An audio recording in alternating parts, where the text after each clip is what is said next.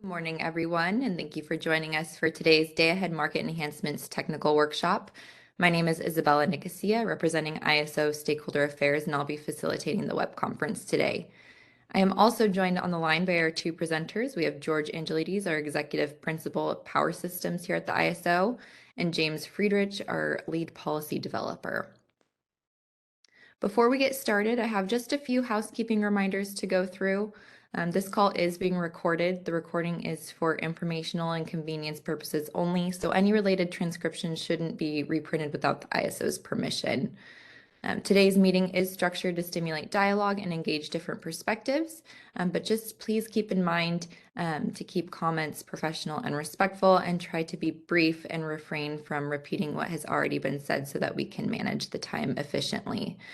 Today we will be doing a walkthrough of the draft technical description, and that is in response to some stakeholder requests to walk through that in some more detail and provide an opportunity for stakeholders to ask questions. So we do want to give everyone a chance to get their questions in and address as many as possible today. So when it is time to ask a question or make a comment, if you connected to audio through your computer or use the Call Me option on WebEx, you'll want to select the raise hand icon, which is located just to the right above the chat window. If you connected to audio outside of the web conference, you'll need to press #2 to enter the queue. And just a reminder to everyone to please start by stating your name and affiliation before asking your question or making your comment so that everyone on the phone line knows who's speaking.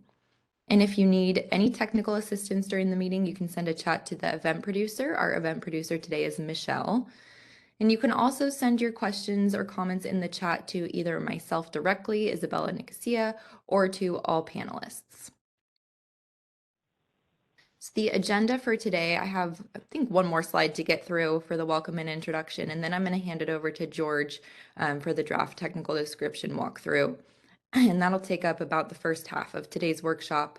And then we'll hand it over to James Friedrich, and we'll cover some items related to the imbalance reserve penalty price and the imbalance reserve eligibility price cap. And then we will wrap up today's workshop with some next steps.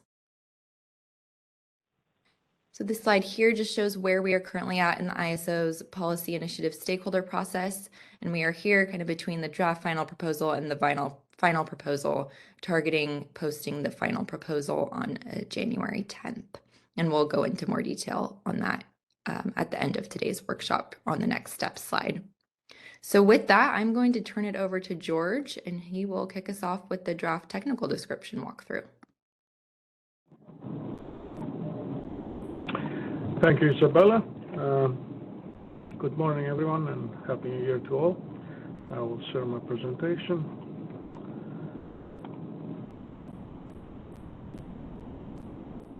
Okay, so this piece of the call will be about the draft technical description of the Day-Ahead Market Enhancements that we published.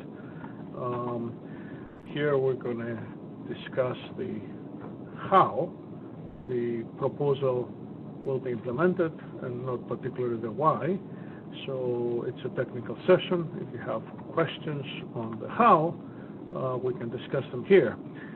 Questions on the why, of course, these are policy questions and are handled separate with your comments and separate calls or portions of this presentation of this call today.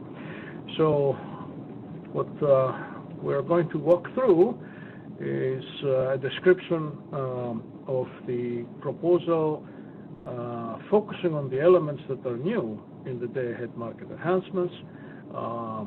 So we'll talk about the market application sequence. We'll describe a little bit how we're actually solving the problem, because there's not much general knowledge on this.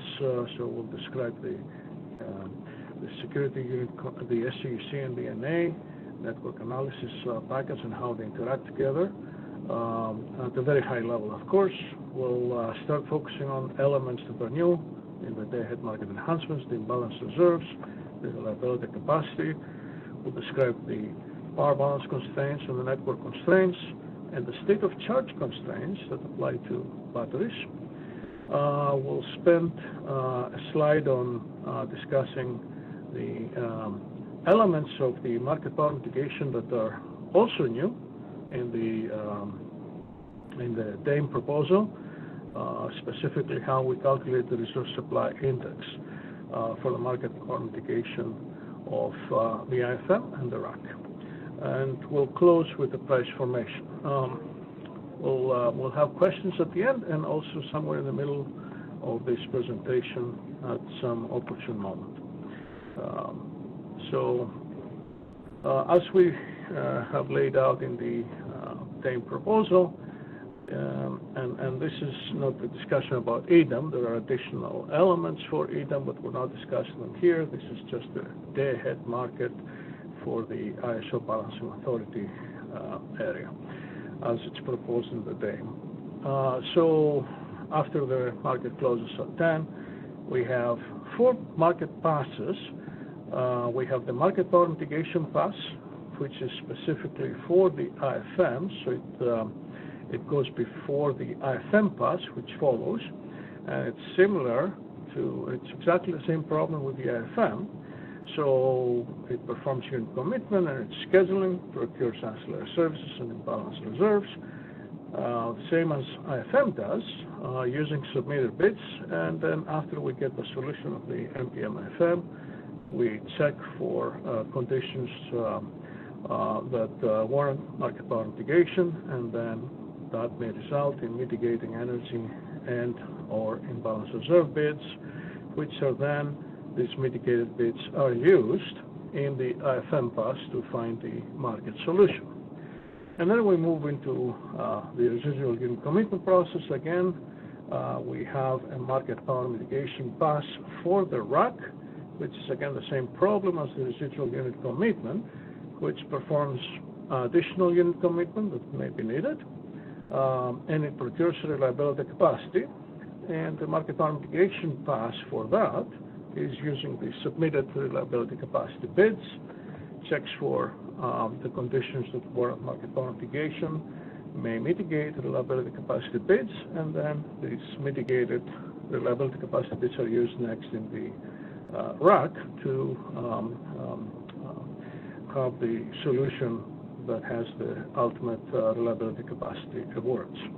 And then the sequence completes by LPM. That's the target, where we publish the results from all the passes all together. Right? We publish the mitigated bids, the results from IFM, and the results from RAC. So let's go into any of these boxes now to describe a little bit how we solve any of these market problems. So the first time when we ran the problem, when we solve the problem, we don't have a network model. So we're using the security constraint unit commitment, and after we input all the data, which is your network model, your resource definitions and capabilities, or the technical characteristics, bids, the forecast for demand and burst, uncertainty requirements, outages, network constraints, and their limits. So all of this goes into the market applications. And the first time we solve the problem, we don't have a network, so we run a single SCUC that performs the first unit commitment and first economic scheduling. It enforces the power balance constraint, but there are no network constraints. It procures all the capacity products, depending on whether it's an IFM or a RAC, right? And then once we have a solution from that, we go into the network analysis module. That is where the AC power flows are performed. There are multiple power flows, one for its time period, 1 hour here in the day-ahead market. It starts with the network topology, where based on the switch status, the network is synthesized. Then we run the power flows. And then at each power flow solution, we linearize the losses and the problem, because it's a nonlinear problem what we're trying to solve. So the power flow calculates the losses, and then we get some sensitivities, specifically loss penalty factors. These are loss sensitivities The power flow tells us which constraints are critical, that is, their flows are close to or above their limits. These are the ones that will be enforced in the optimization module. And then we also calculate the shift factors. So all of these are sensitivities that are used to linearize the nonlinear problem, so that then when we go again for a second time into the security constraint unit commitment, now we have a linearized problem to solve in terms of the network. So as you can see, it's the same problem as before, but now we're using linearized power balance constraint and linearized network constraints. So now there are network constraints since we have linearized the problem at the AC power flow solution. By the way, if the AC power flow fails to converge, there is an automatic fallback to a DC power flow here in the network analysis. We may need another iteration, going back from the SCEC into NA to solve again a power flow and relinearize the problem, and then have one more SCEC solution. Usually it takes two, maximum three iterations to converge, and then we have the result publication later on when all these boxes that you saw in the previous figure complete. So that's the general way that we solve these nonlinear problems. Let's talk a little bit about the new elements that we're bringing in Day. So imbalance reserve is procured in IFM, and essentially it addresses uncertainty. We procure imbalance reserve up to cover upward uncertainty, and imbalance reserve down to meet downward uncertainty requirements. Essentially, this is achieved with these equations. The first equation is the power balance equation, that basically, and I'm using notation that is published in the technical description. So as a visual aid, green quantities are energy quantities and schedules. I'm using blue for imbalance reserve up and red for imbalance reserve down, which are capacity awards. So the first equation here is basically energy supply is energy demand plus the losses. And then the other two equations basically we're procuring over the different bids that are available in the system. Imbalance reserve up to meet the imbalance reserve up requirements, that's your upward uncertainty, and imbalance reserve down to meet the imbalance reserve down requirement, that's your downward uncertainty. So these are the three equations that basically meet the target for the IFM. There are additional equations that deal now at the resource level with the specific resource characteristics. So for a given resource, across intervals you have the energy schedule ramping, which is contained, that's the green line, and it's contained within these dotted lines that funnel out and show the ramp capability from the previous hour solution. So everything lies in this funnel, and the IFM procures imbalance reserve up and down capacity from the energy schedule solution, and this is contained with this ramp capability.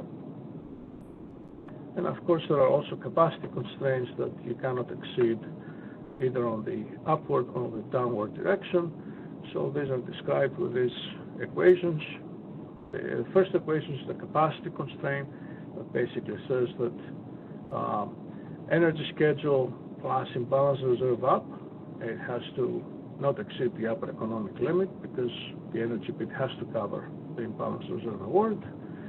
Same way on the downward direction, the energy schedule minus the imbalance reserve down, it cannot go below the lower economic limit, which is either the P mean or the self-schedule if there is one. So that first equation bounds the awards on the available capacity for the resource based on the bid. And the other two equations, they bound the awards based on the ramp capability of the resource. These functions are the dynamic ramp functions, upward ramp capability from the energy schedule in the previous iteration over 60 minutes in the upward and the downward direction.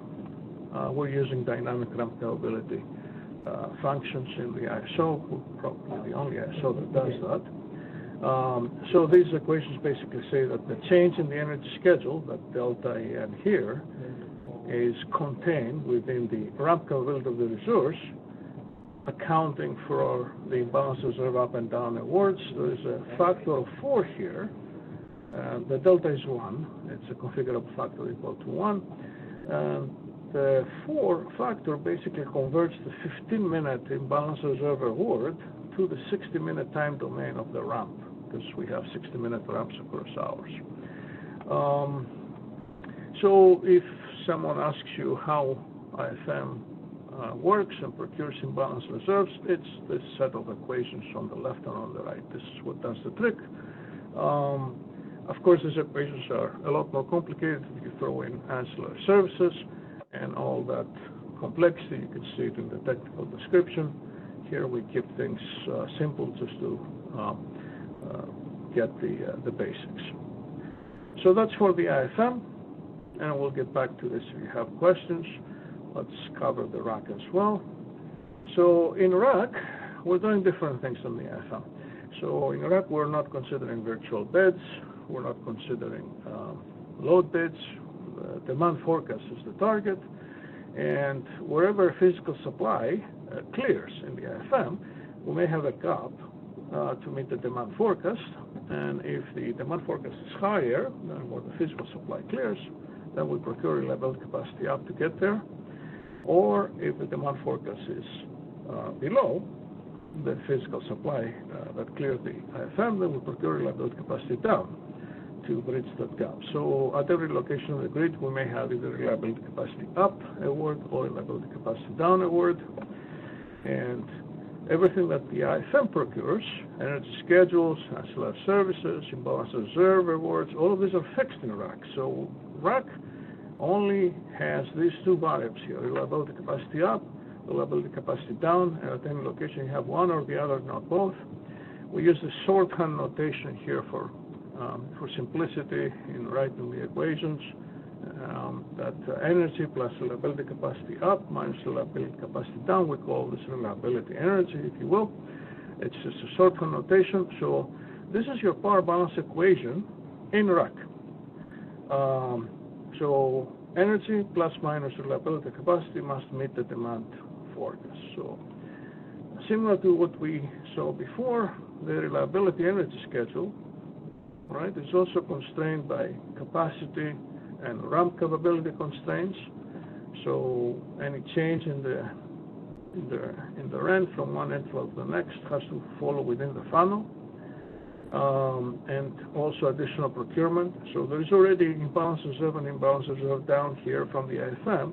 There may be room for additional procurement of reliability capacity up, as it's shown here on the left, or reliability capacity down, depending on the needs of the system.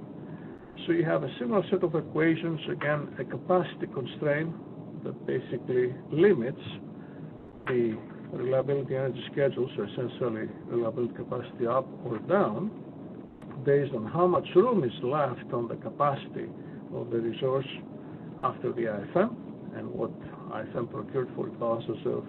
Okay?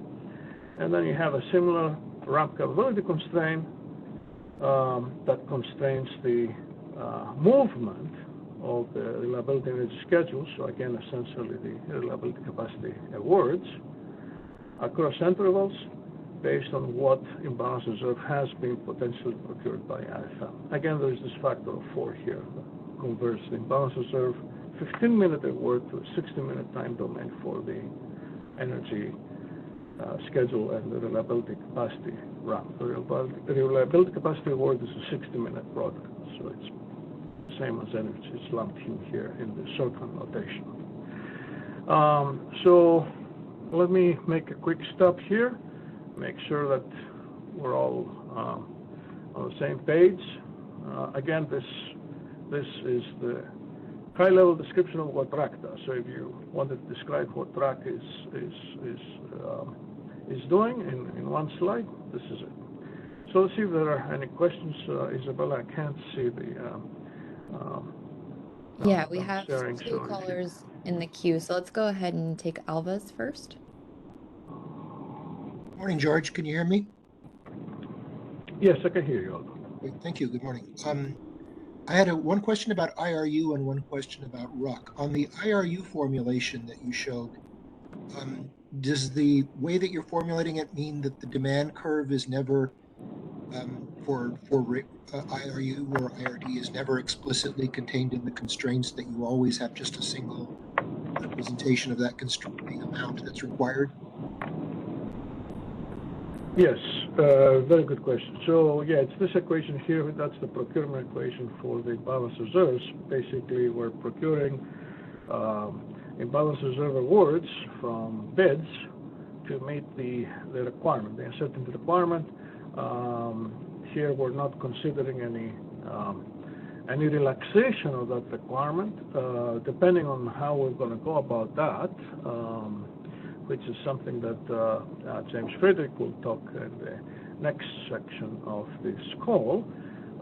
These equations are going to be different, including either a penalty relaxation of the imbalance reserve requirement or an economic relaxation using a similar demand curve for the product that we're using in the flexible ramp enhancement, flexible ramp refinements project. So you will have an additional term here on the left-hand side, which will be how much essentially imbalance reserve requirement is relaxed, either economically or with a penalty, in this equation.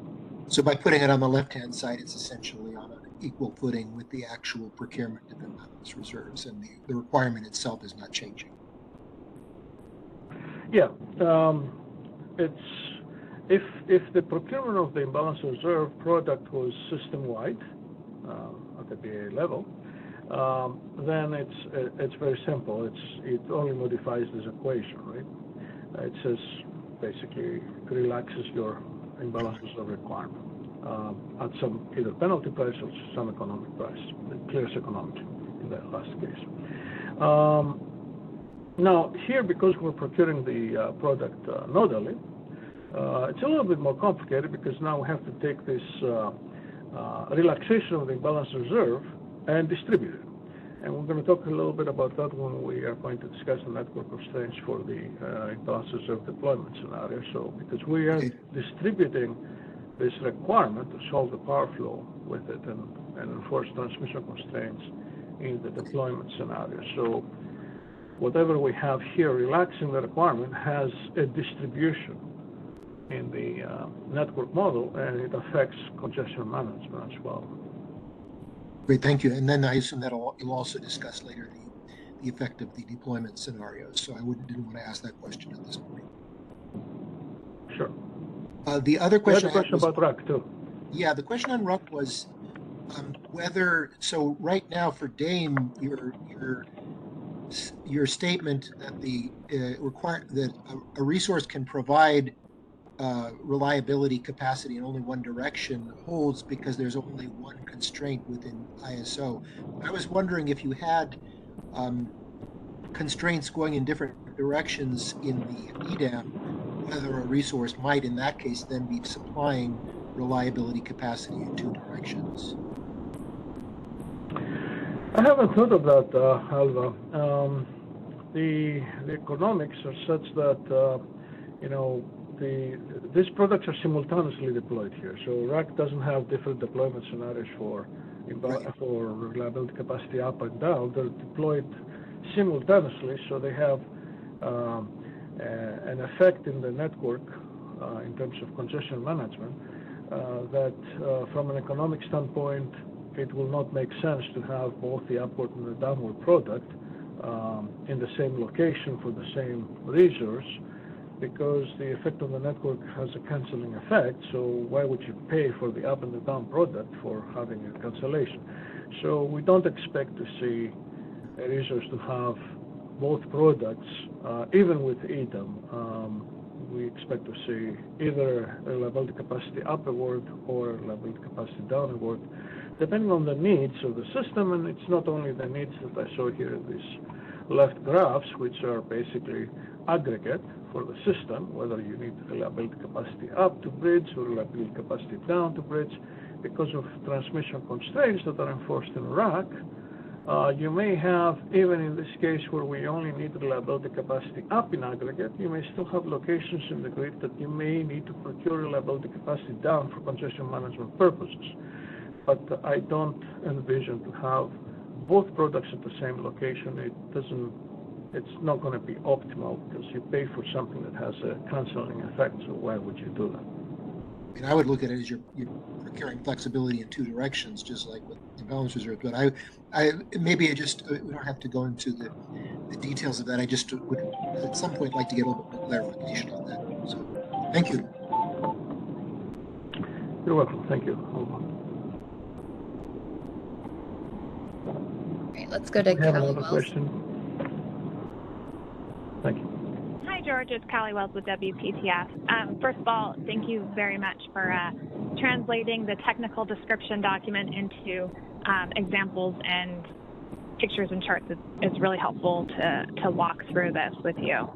So I have a very simplifying question, or I guess a clarifying question. So I haven't had a chance to go through the slides. It sounds like they'll be posted later today. So are you, in all of these slides, kind of simplifying the impact of AS in these formulations? Because I'm assuming some of these capacity constraints at the resource level will also have to account for regulation and spin and non-spin. Yeah, absolutely right, Kelly. I just wanted to focus really on the new elements that we're introducing. Ancillary services is an existing feature. So yes, these equations here that you see, they ignore ancillary services for simplicity, because if you add ancillary services, these equations, they bifurcate to several different equations depending on the kind of service. And for example, for the capacity constraints, you simply use here the economic limits, which is the bid, because the bid is required for all these capacity products, imbalance reserve and reliability capacity. But an energy bid is not required in the day-ahead market for ancillary services, so you have to distinguish between operating limits, regulating limits, and energy limits, energy bid limits. In general, in the general formulation, we have all that complexity laid out in the technical description, but I thought for the purpose of this presentation, it would not be very helpful to include this, so that to keep things simple, I did not include the impact of ancillary services. That is included in the technical appendix, so you will see the, if you look at that set of equations, you'll see the impact of the ancillary services in the full glory there. Okay, sounds good. Thanks. Michelle, do we have any other questions on the phone line? There are currently no additional questions on the line. Okay. Thank you, Michelle. All right, so again, the objective is to show a high-level description that, focuses on the new elements. Yes, of course, the ancillary services are an additional complication. So for the effect of that, I will point you to the details of the technical appendix. Let's go to the next slide here. We'll talk about the power balance constraints. So in the FM, you already have seen in a previous slide the power balance equation that essentially balances supply, both physical and virtual, with demand, both physical, these are load bids that we have in the day-ahead market, and virtual demand bids, and of course the losses. Now this is what we solved in the first SCUC, as I mentioned earlier, where we don't have a network model. We estimate the losses because we don't have a power flow solution yet, right? We estimate the losses with an average loss factor, essentially a percentage of the demand, and we find the first solution. But then when we go into the iteration between NA and SCUC, Now we have to linearize the losses. Losses are nonlinear in the grid. So linearizing the losses, we get this linearized form of equation that's a first order expansion of the power balance equation, which is nonlinear. So essentially we divide the variables with the loss penalty factor, which is a loss sensitivity, and that covers the effect on the marginal losses by any change in the solution from one iteration to the next. So that's your linearized power balance equation. This is what we're enforcing in SCUC after the first iteration that doesn't have network, where we don't have the loss penalty factors. So that's the linearized power balance equation for IFM. A similar story with RAC. Obviously the equation is different because we don't have virtual schedules in RAC. We don't have load bits, we have the demand forecast. So as we saw in the previous slide, your power balance equation is this one, and the energy schedules, they're fixed from the IFM, so they're not variables in RAC. The only variables are the additional capacity that you procure on top of the energy schedule as reliability capacity, or below the energy schedule as reliability capacity down. Again, this equation is nonlinear because the demand includes losses. So linearizing again this equation with the power flow that we run for RAC now, it's a different power flow from the one in IFM because the power flows are different, right? We solve two different problems here between IFM and RAC. And then linearizing this again, you have a linearized form of the power balance equation for RAC, similar like this one. Essentially, you divide every change in your variables from the previous iteration to the next with the loss penalty factor. This is a different loss penalty factor than the IFM because, again, you're solving a different problem. You have different power flows. The network is the same, but the loss penalty factors, the marginal loss impact is different.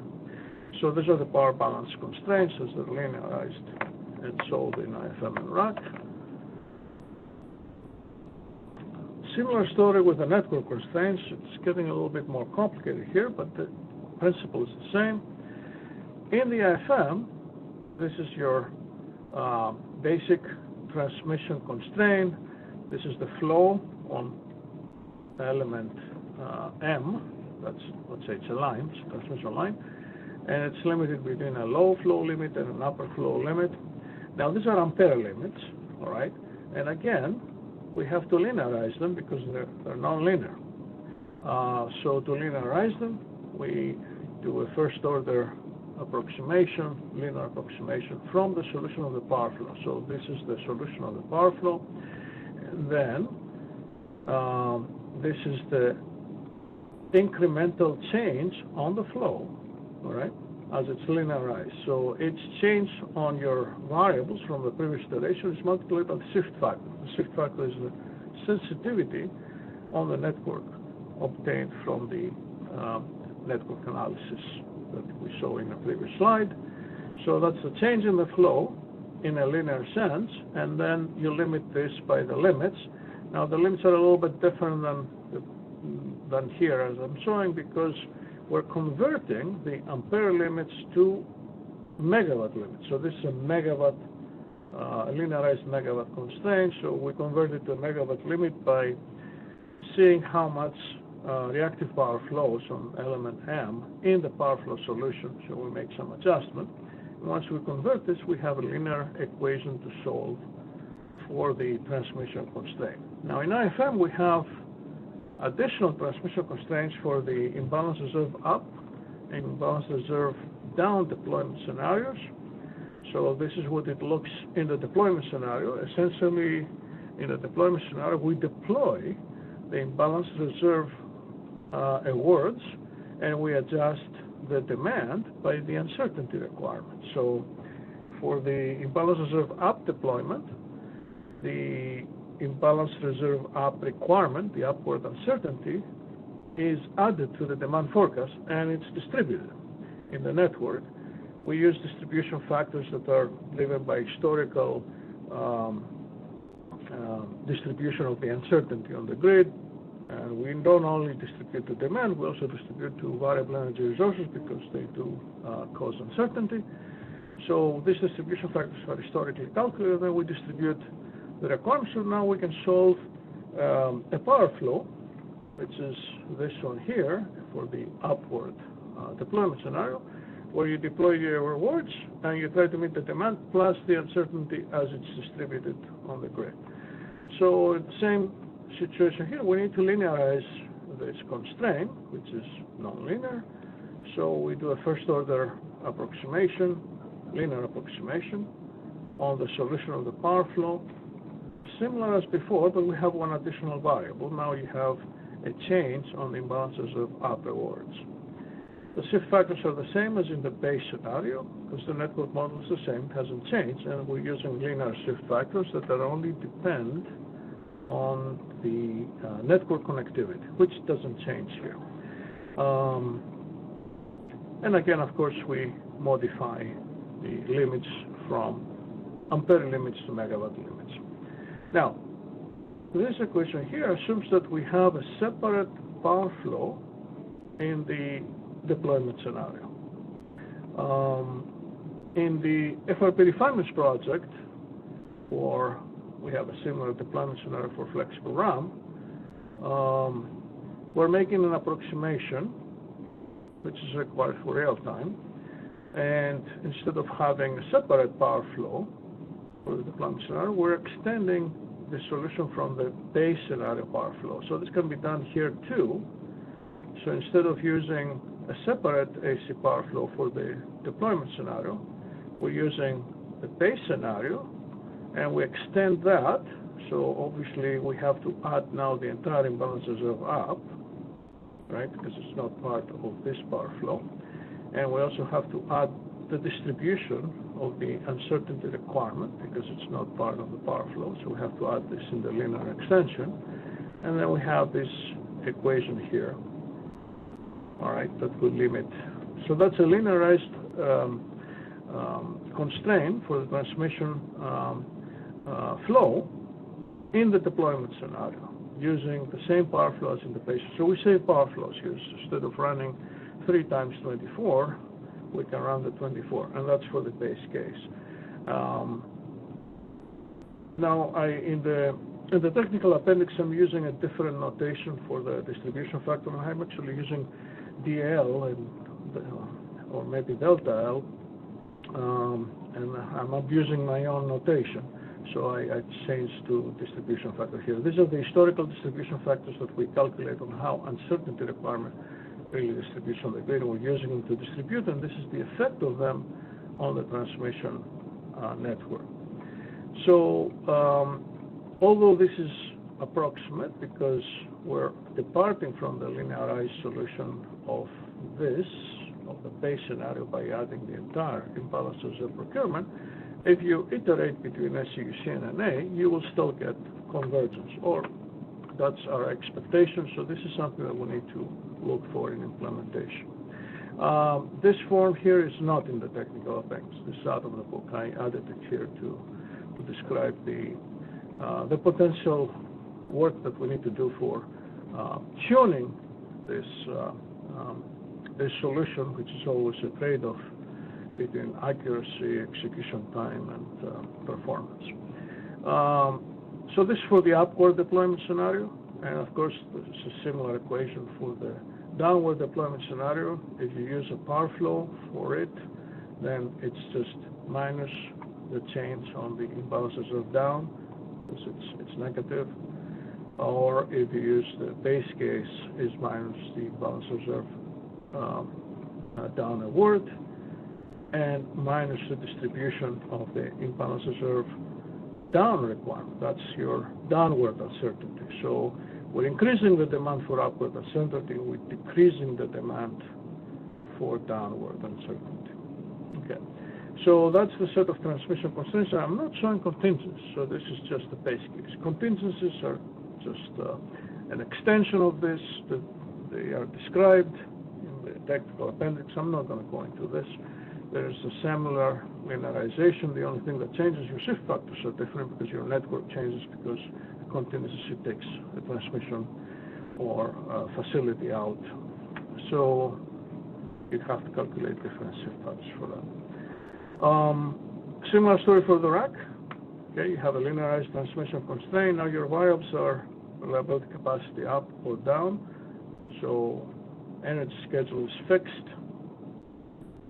You have a different power flow. That basically this is the change. You have the same shift factors, same network with the IFM. But of course the critical constraints are different, so you always have to calculate shift factors, because you may have a different set of constraints that you may set. So the same principle applies, and that gives you the set of linearized network constraints. Let's see what's next here. All right, let's describe this piece too. So we always have a model in IFM and rack for the limited energy storage resources. This is not new, but we're expanding it here in DAME, so I'm going to discuss what's new. So the first piece here, where you see these green variables, these are the energy variables, and you have, this is the basic model. We already have it today. There's no change. I'm just including it here for completeness. So essentially, you have a binary variable, that's the U, that's the status of the battery, whether it's charging or discharging. It's optimally calculated based on the bits and based on the energy bit in this case. And the state of charge is changing, and it's updated in its interval based on how the energy schedule is calculated. So they're all variables that are co-optimized. So depending on whether the battery is charging or discharging, you have different constraints that limit the charge or the discharge, and then obviously the injection on the grid is the sum of these two variables. You only have value on one of them. It's impossible to have both charging and discharging, so it's only one or the other. And this is what comes into the power balance equation and in the transmission constraints. So that's your SOC model, your basic SOC model, and then we have these constraints here, which basically limit in IFM your ancillary services and the imbalance reserve, up or down, based on your SOC limits, because there are limits for the state of charge. So these constraints basically say that you need to have a 60-minute energy requirement, energy content in state of charge to support a 60-minute ancillary service, whether it is regulation up, spinning reserve, non-spinning reserve, or imbalance reserve up. So you must have sufficient SOC to support these upward services, and in the same direction, in the opposite direction, you have to have sufficient SOC to support the downward capacity services, which is reliability capacity down or imbalance reserve down, which are multiplied by the round trip efficiency, because what you put in the battery, you get a little bit less when it comes out. So these are constraints we already have in the IFM today. We have changed this in real time, instituting a 30-minute energy content requirement for the ancillary services, but in the IFM, they're just 60 minutes, because we have 60-minute awards. Now, so that's in IFM. So this is already existing. We're introducing some new constraints now as a result of energy storage enhancements. This set of constraints here, we call them SOC attenuation constraints. Essentially what they do, they make sure that when you have a regulation award, and this, we only do them for regulation up and regulation down, but they can be extended, which will be part of another stakeholder initiative, to other ancillary services as well, but this is just for regulation up and regulation down. I'm showing you these formulas here. What they do, essentially, they say if you have a regulation up award, then while you're holding this regulation up award, there is some energy that will be discharged as you perform the regulation up service. And how much is controlled by this ARU. This is a configurable factor that says what's the energy content of that service. Let's say if it's 50%, that means 50% of your regulation up will be expended during the hour as energy. So along with the change in the energy schedule, you have to make sure that you have sufficient SOC, state of charge, to hold that regulation upward, right? And the same way in the direction down, for holding regulation down, there is some some charge that will need to happen while you're providing the service.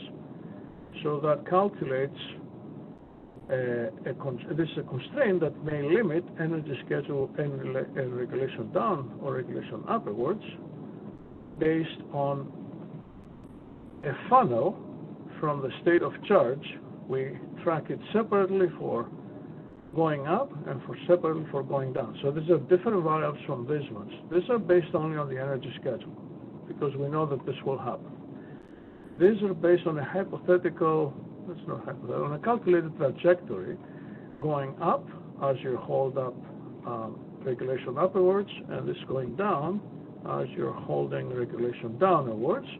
And as it funnels out, we make sure that we have sufficient state of charge within the limits of the resource to be able to provide these services. And this was necessary because we have found out that when a resource has regulation upwards, without this constraint, you can have a regulation upward for the entire capacity of the resource for the entire day if you have an energy schedule of 0. And in real time, this doesn't play out well because essentially you will deplete the resource and you won't be able to have the regulation upward. It's not going to be delivered anymore. So this constraint will actually make sure that the awards that are procured in the day-ahead market, they're actually going to be delivered in real time. And there are some configurable parameters here that we can tune those. And the next set of constraints that I'm showing here, essentially they bring in another element that says that if you're having a regulation upward, as we said, there's some depletion of your state of charge because there will be some discharge. Then the market needs to have a bid in the opposite direction to charge the resource to replenish its SOC so that it continue to provide regulation upwards. So this capacity factor, or I don't remember how I call it, CF, is a configurable factor that says how much energy bid in the opposite direction you require to support the capacity award in the other direction. So if you have regulation upward, those two equations basically say that this one, the lower one, says that you need to have half of your capacity award available as an energy bid to charge, all right, if this is a 50% factor. And the other equation here says that it has to be usable. So that energy bid should not be consumed by regulation downward. It should be available to use it outside of regulation down. And the same way in the other way up. So this combination of constraints with a 50% capacity factor essentially allow a battery, let's say a plus minus 12 megawatt battery, to have either 12 megawatt regulation up and 0 megawatt in the other direction, or 10 and 4, or 8 and 8. So they try to limit the regulation based on the availability of energy bids to allow the optimization to change the energy schedule during the day so that you can continue have these regulation awards. So you may have seen this before in the energy storage enhancements. We added them here in the technical appendix for the table. And these are the new elements here. In RAC, we don't have any of this, of course, because RAC is running after IFM has calculated the solution. So the only thing that happens here is you have this model is already calculated in IFM. The mode of operation, whether charging or discharging, is already calculated in IFM. We're not changing in RAC. We're just procuring capacity on top of the energy schedule. But we still have to make sure that we're staying within the SOC bounds. So this quantities that are already procured by IFM, if there is room in the SOC to procure additional capacity, reliability capacity up or reliability capacity down, RAC will do that, assuming that the battery is bidding for reliability capacity. And this constraint will make sure that there's still state of charge available in the battery after the FM solution to support this reliability capacity award. So these are the same constraints like these ones, but obviously the ancillary services are fixed from the IFM, the balance reserve is fixed, so these are the only two new variables are reliability capacity up and reliability capacity down. Let me make a quick stop here to see if there are questions on what I showed you so far before we go to the next slide. Yep, we have one question from Alva. Let's go ahead and unmute him. Hello, George. I just want to, this is really clarification because I think your formulations have really helped me to understand what's being proposed. But, and as you said, the last 6 constraints on the IFM side are just covering what has already been approved under the Energy Storage Enhancements initiative. So the only new constraints here are constraints that ensure that IRU and IRD can be deployed within a given hour based on the state of charge at the beginning and the end of the hour. That's what I'm understanding here. Is that correct?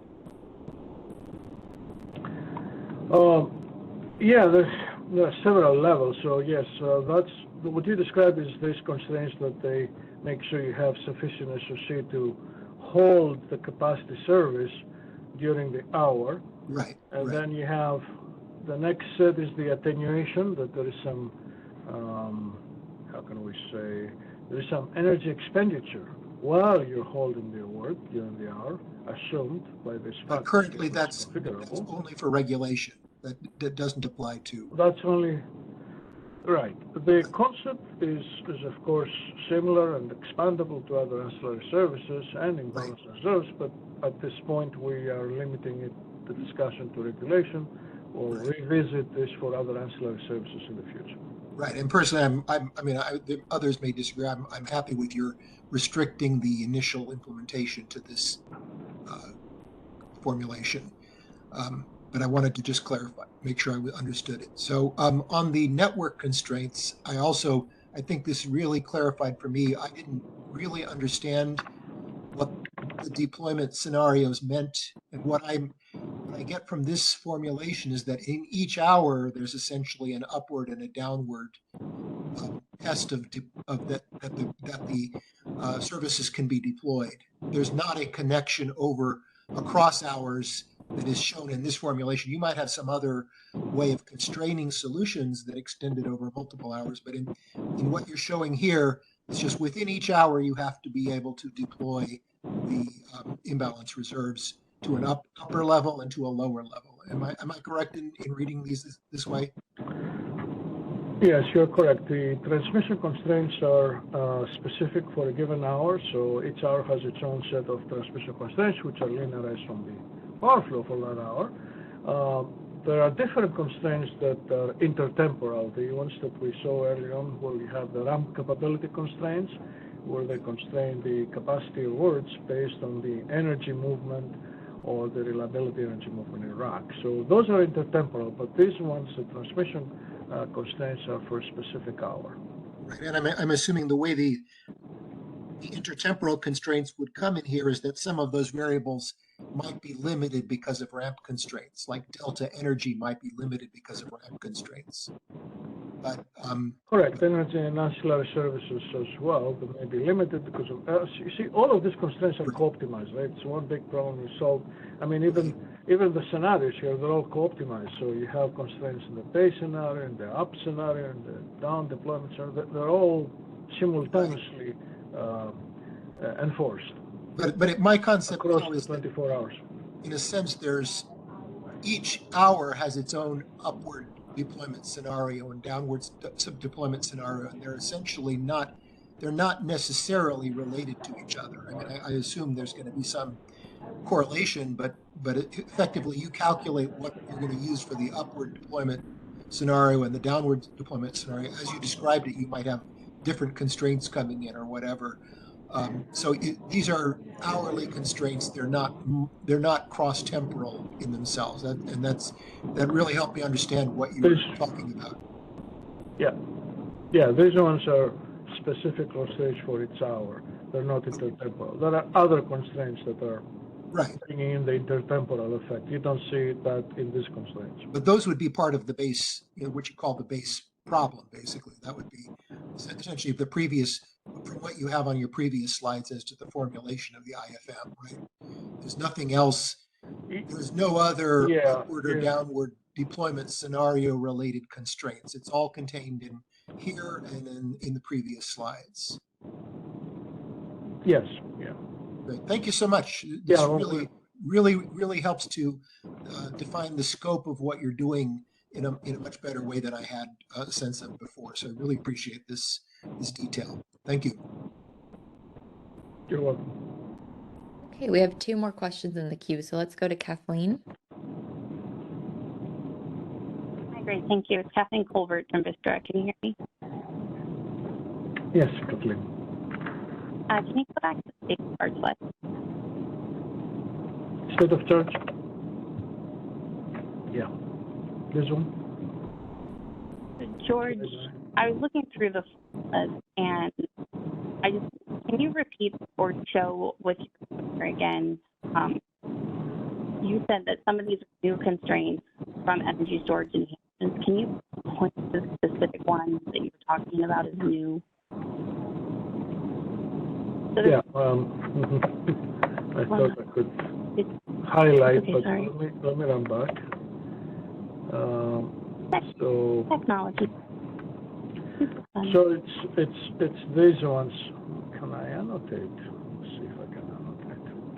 It's okay. I think I know which ones you're pointing to. You're pointing to the state of charge, the third down grouping that's 3 down.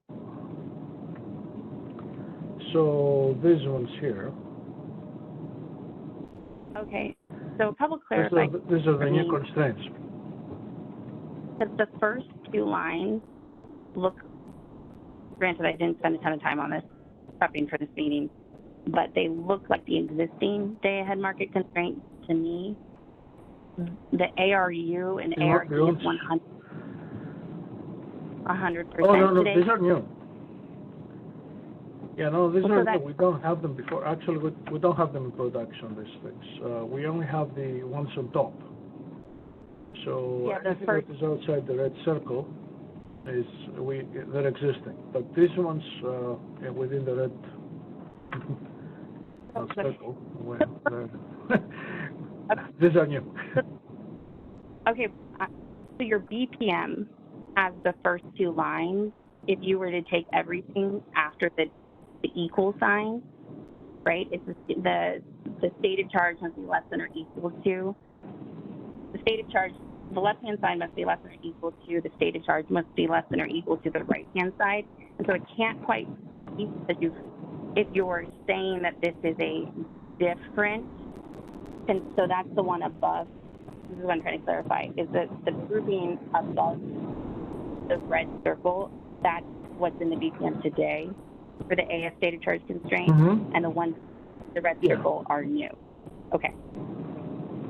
Yeah. And we already have the. Go ahead. No, I was going to ask you to re-explain why this stuff is included in that. I think. So these ones, those 2 here. Can you see my mouse? All right. So these 2, essentially, what they do, we call them attenuation constraints, right? So what they do, they assume that a portion of your regulation upward, let's talk about the first one, during the hour in real time will expend some state of charge because performing regulation up, you will discharge some of your state of charge, right? And let's say, for the sake of discussion here, that this ARU is a configurable around set to 50%. With a 50% attenuation factor, that assumes that 50% of your state of charge that is required by the previous equation to be there to support your 60-minute regulation upward, 50% of it is going to be discharged over that hour. So then it says that as this 50% of your regulation upward is, the energy content is there, that will deplete your state of charge. And this equation says how the state of charge is going to be depleted, and it will require that at the end of the hour, you still don't deplete your state of charge below your lower limit. So you procure regulation up in each hour based on your optimizing with your energy schedule, so that with this projected SOC depletion for providing the regulation up, you still don't deplete the entire state of charge, so that you can still hold your hourly regulation up.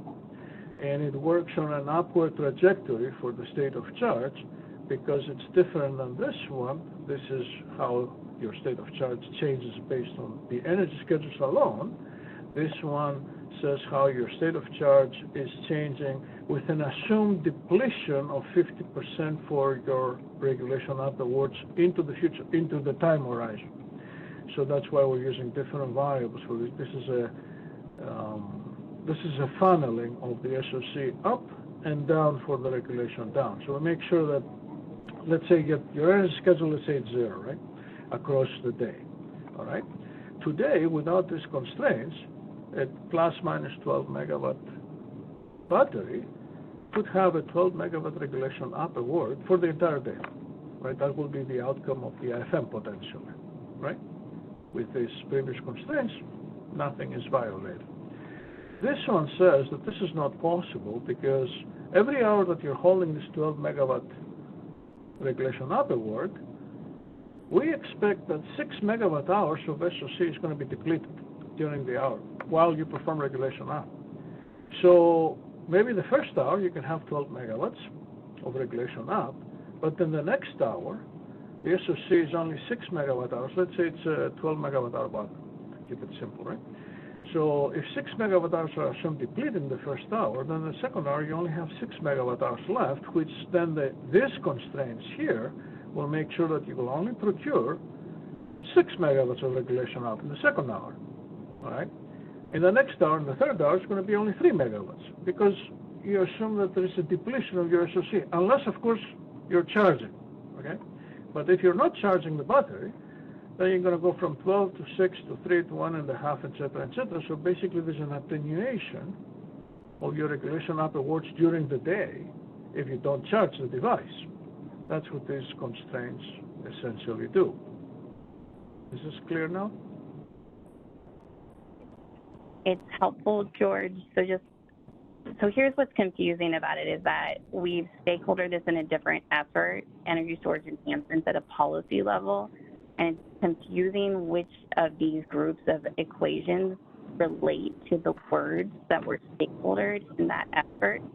Because I'll give you an example. The first grouping on the stated charge calculation itself, how that's calculated, is what the policy team said the change was going to be implemented in.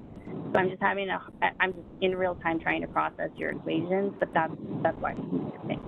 And then in the second grouping, that's where we've raised that a discussion and implementation needs to happen about how that ARU or ARD that you're showing would be used in the existing AS stated charge constraint. And then there's a third policy piece that was discussed, which limits your regulation award, your regulation range to no more than 2/3 of your capacity. And I'm thinking that's the final grouping, but because it's not being mapped to the business requirements, it's just difficult to map it to the policy CRS level detail. Okay, they're not really different. I mean, these are probably the same equation. Maybe the equations that they were shown in the state, the storage enhancers have different notation, but they're essentially the same thing, right? He showed. We're basically following the policy for the storage enhancement, right? We're just showing you how the DAME will enforce the storage enhancements policy. We're not changing the policy.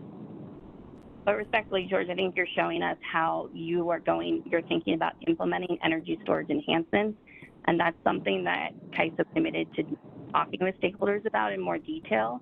And this is kind of buried in the DAME slide, and I don't see this as a DAME enhancement. This is an energy storage enhancement.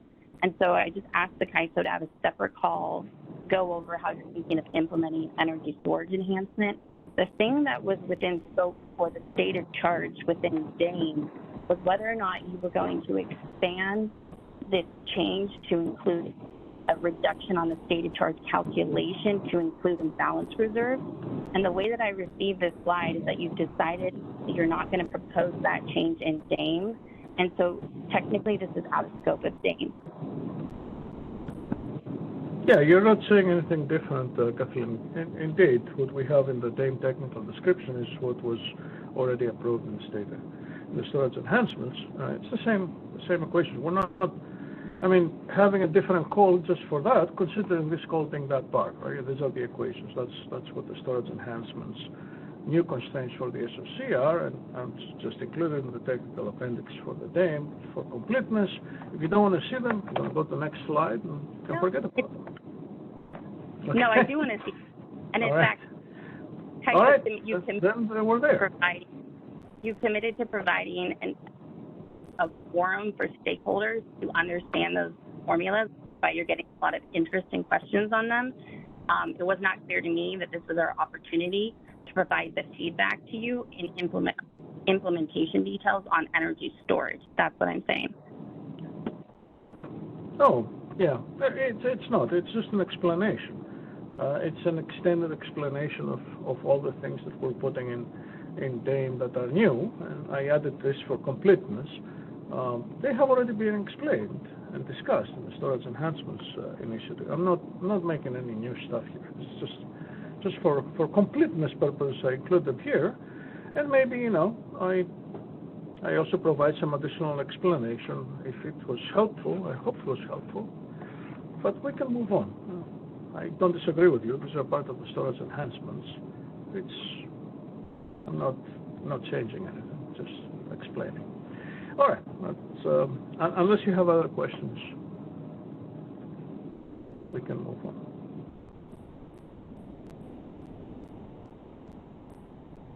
Okay, let's go to Callie Wells.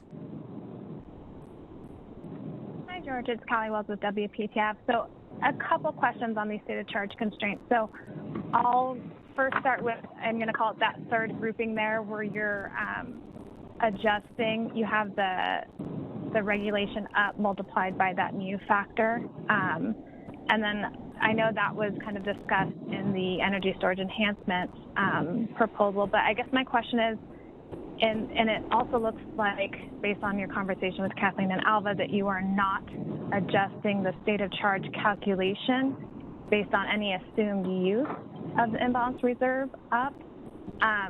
And I was hoping you can help me connect the dots, because in the draft final proposal, you guys have state of charge formulations. And in the proposal, it does have you adjusting the state of charge based on assumed use of IRU. But in here now, it sounds like you've made a decision to not do that. So I'm wondering where that conversation took place, because it seems like it's a pivot from what was discussed in the policy effort.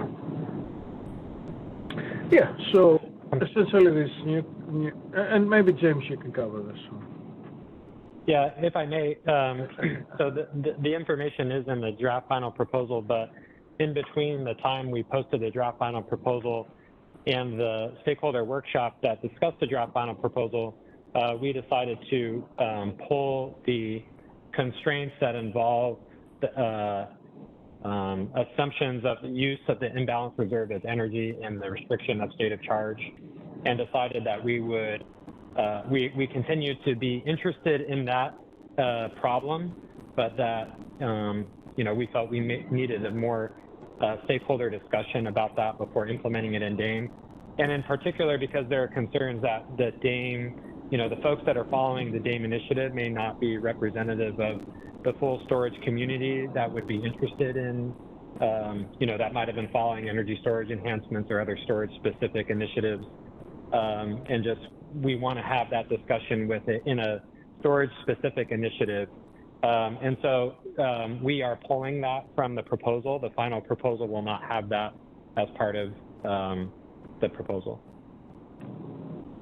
Okay, I appreciate you clarifying that. So I guess we'll look forward to the final proposal and hopefully some robust discussion there on that decision, because a lot of the other elements in this proposal kind of were based on the understanding that you guys are expecting to utilize the procured IRU in real time and convert that to energy. So I'll look forward to reading through that discussion. That honestly surprised me, this change or this pivot from what was discussed in the draft final proposal.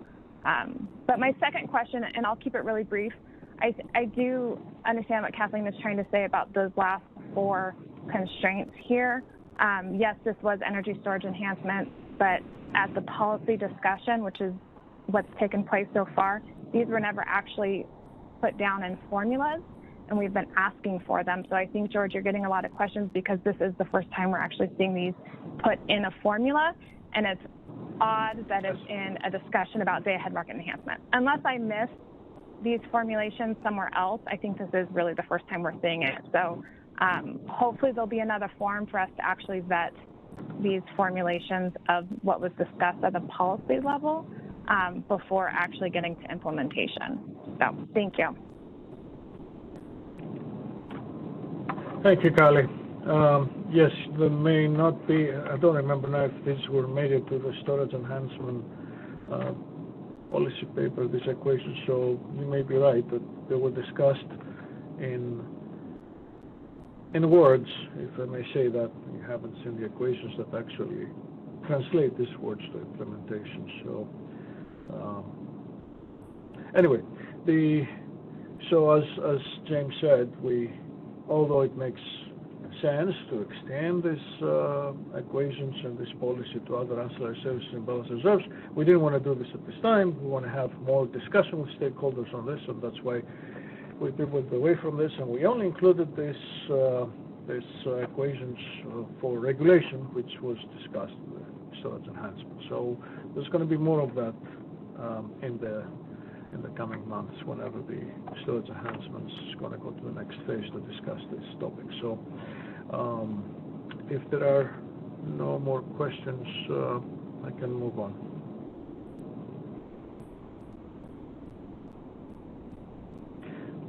There are no more questions, right? No more questions. Go ahead, George. Okay. All right. So the next slide is really a description of the market power mitigation.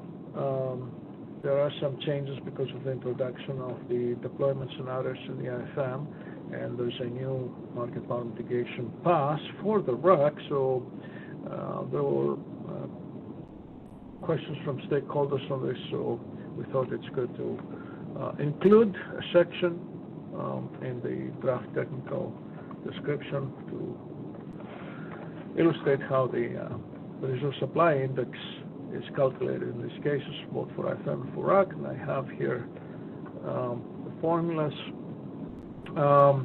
So in the DCPA approach that we use to determine whether a binding constraint is in the market power mitigation solution, the MPM pass, is competitive or not competitive, we calculate the resource supply index of the 3 largest pivotal suppliers, and this is how we do this. And again, this is a calculation that happens after the solution is obtained. So it's all fixed values here, nothing is optimized, these are all schedules. So we calculate the supply counterflow for each resource that has a negative shift factor to a binding transmission constraint. Negative shift factor means that this resource provides counterflow on it, right? So the optimization and the market will try to get to accept its energy bid to solve congestion, to mitigate congestion. And we check to see if it can exercise market power mitigation because of that fact, because of its location on the network grid that is beneficial to congestion management. So that's why you see these formulas, they're using the negative of the negative shift factor essentially. So we only perform these calculations for these resources that they have negative shift factors, so they provide counterflow. And we calculate the maximum supply counterflow that we can get from a resource and the lowest, the minimum supply counterflow. So for the maximum supply counterflow, obviously is the upper capacity limit of the resource. We have to reserve these ancillary services that are self-provided. So these are whatever is self-provided for regulation up, spinning reserve, and non-spinning reserve. That self-provision is going to, we expect to clear the IFM. So therefore we have to reserve that. And of course we limit it by the upper economic limit, of course. And this is the maximum energy injection that the resource can have at the location, multiplied by the negative shift factor negated. That gives you your maximum supply counterflow. And then the other direction, the minimum supply counterflow, it's zero if the resource can be shut down. So this is a calculated binary variable that says, well, the resource can be shut down because it doesn't have ancillary services awards, it doesn't have self-schedules and things like that. If it can be shut down, then it's zero.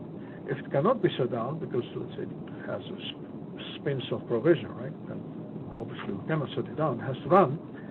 Then a similar calculation here tells you what is the minimum injection you can have, and therefore the minimum supply counterflow. Obviously, it's the lower capacity limit plus the regulation down, self-provision again, or the lower economic limit if there's a self-schedule. Right? So we do this calculation for every resource with a negative shift factor constraint, and then we find out the difference between the maximum and the minimum supply counterflow. That's what we call withheld capacity. This is the maximum capacity that can be withheld in IFM from that specific resource. Okay, we tally this up by SC affiliate portfolio, all right? And then we use the aggregate withheld capacity for each SC portfolio to rank them in descending order. The first three are the three largest pivotal suppliers. This is the PPS set, and the remaining are considered fringe competitive suppliers. That's the FCS set. So that's how we separate the resources to pivotal suppliers and fringe competitive suppliers. Once we have done this, now we can calculate the resource supply index. The resource supply index is basically the ratio of, in the numerator we have the maximum supply counterflow from fringe competitive suppliers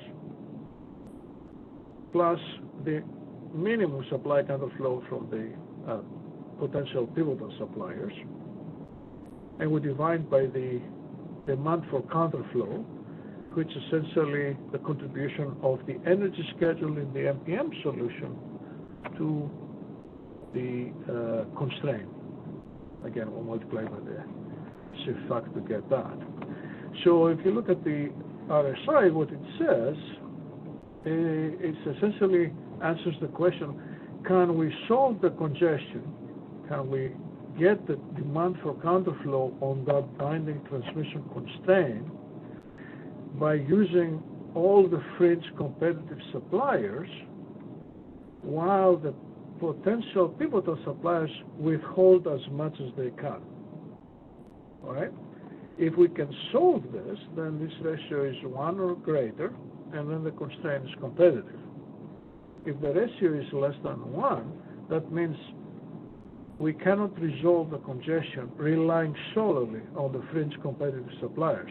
We have to accept some bid from the three largest potential pivotal suppliers, and therefore that supplier can exercise market power. So therefore, if the RSI is less than 1, that is an indication that the binding transmission constraint could be non-competitive. And then we proceed in mitigating the energy bids of all resources that provide supply counterflow to that constraint. So that's how the the CPA works. And this formulation that I was showing here is for the base scenario.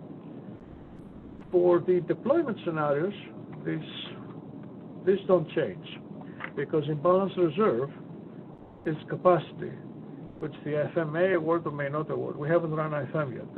We're doing this as the result of the MPM solution. So when you calculate the maximum supply and the minimum supply counterflow, obviously you ignore imbalance reserve awards, right? Because the IFM has a choice of procuring at different locations. So these don't change, all right? The demand for counterflow is different, because now you're doing this for the deployment scenario where the imbalance reserve awards are deployed.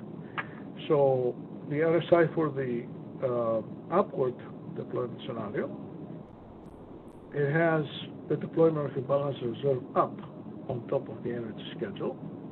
Again, this is the solution of the MPM.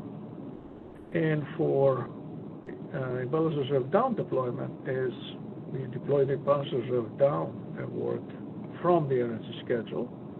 So there's a slight difference from the demand for counterflow, obviously, because you're solving for the flow in the deployment scenario, which is different than the base scenario. And then you calculate the resource supply index in the same way. So the numerator is the same, but the denominator is different because you have different flows. So potentially a constraint could be competitive in the base scenario, but it could be uncompetitive in the imbalance reserve up deployment scenario, in which case you may still mitigate energy bits and imbalance reserve up bits, because we mitigate both in this case, because the imbalance reserve up deployment scenario has also the deployment of imbalance reserve up. So you may exercise, so if the constraint is uncompetitive, the SC may exercise market power either with its energy bid or with its imbalance reserve up bid. So the same, they're added here, right? So essentially in IFM, we're introducing additional RSI calculations for the constraints, for the binding constraints in the deployment scenarios in addition to the base scenario. In RAC, it's simple because we only have one deployment scenario where both reliability capacity up and reliability capacity down are deployed. So you can see here the demand for counterflow is energy schedule, which is fixed in IFM, plus reliability capacity up minus reliability capacity down, whatever the MPM for RAC calculated, okay? And you have the same RSI. The supply counterflow is different. Why? Because here, ancillary services and imbalance reserves are fixed in RAC. They were already calculated in IFM. So now, when you run RAC, these are fixed the same way that these ancillary service of provisions are fixed in this formula. So here now we have to add all of them and reserve that capacity for regulation, Spain, non-Spain, imbalance reserve. And these are all the awards that IFM did, not only the self-provided quantities that go into here. And we have to reserve for imbalance reserve out, because in RAC, when we deploy the reliability capacity up, these are all quantities that are reserved, they're fixed. They cannot be deployed in RAC. They're deployed in real time. So for RAC, we have to take them into consideration when we calculate the supply counterflow. Everything else is the same. So I'm going to stop here and make sure that this is clear. So let's see if we have any questions on this. We are not changing, really, the methodology for assessing the competitiveness of constraints. We're basically applying the same methodology that we have today, introducing it specifically for RAC, because now we have bids for reliability capacity that may exercise market power, and for imbalance reserve for the deployment scenarios, because those bids, as well as the energy bids, can exercise market power now through the deployment scenarios. Let's see if we have any questions. We have one question in the queue from Alva.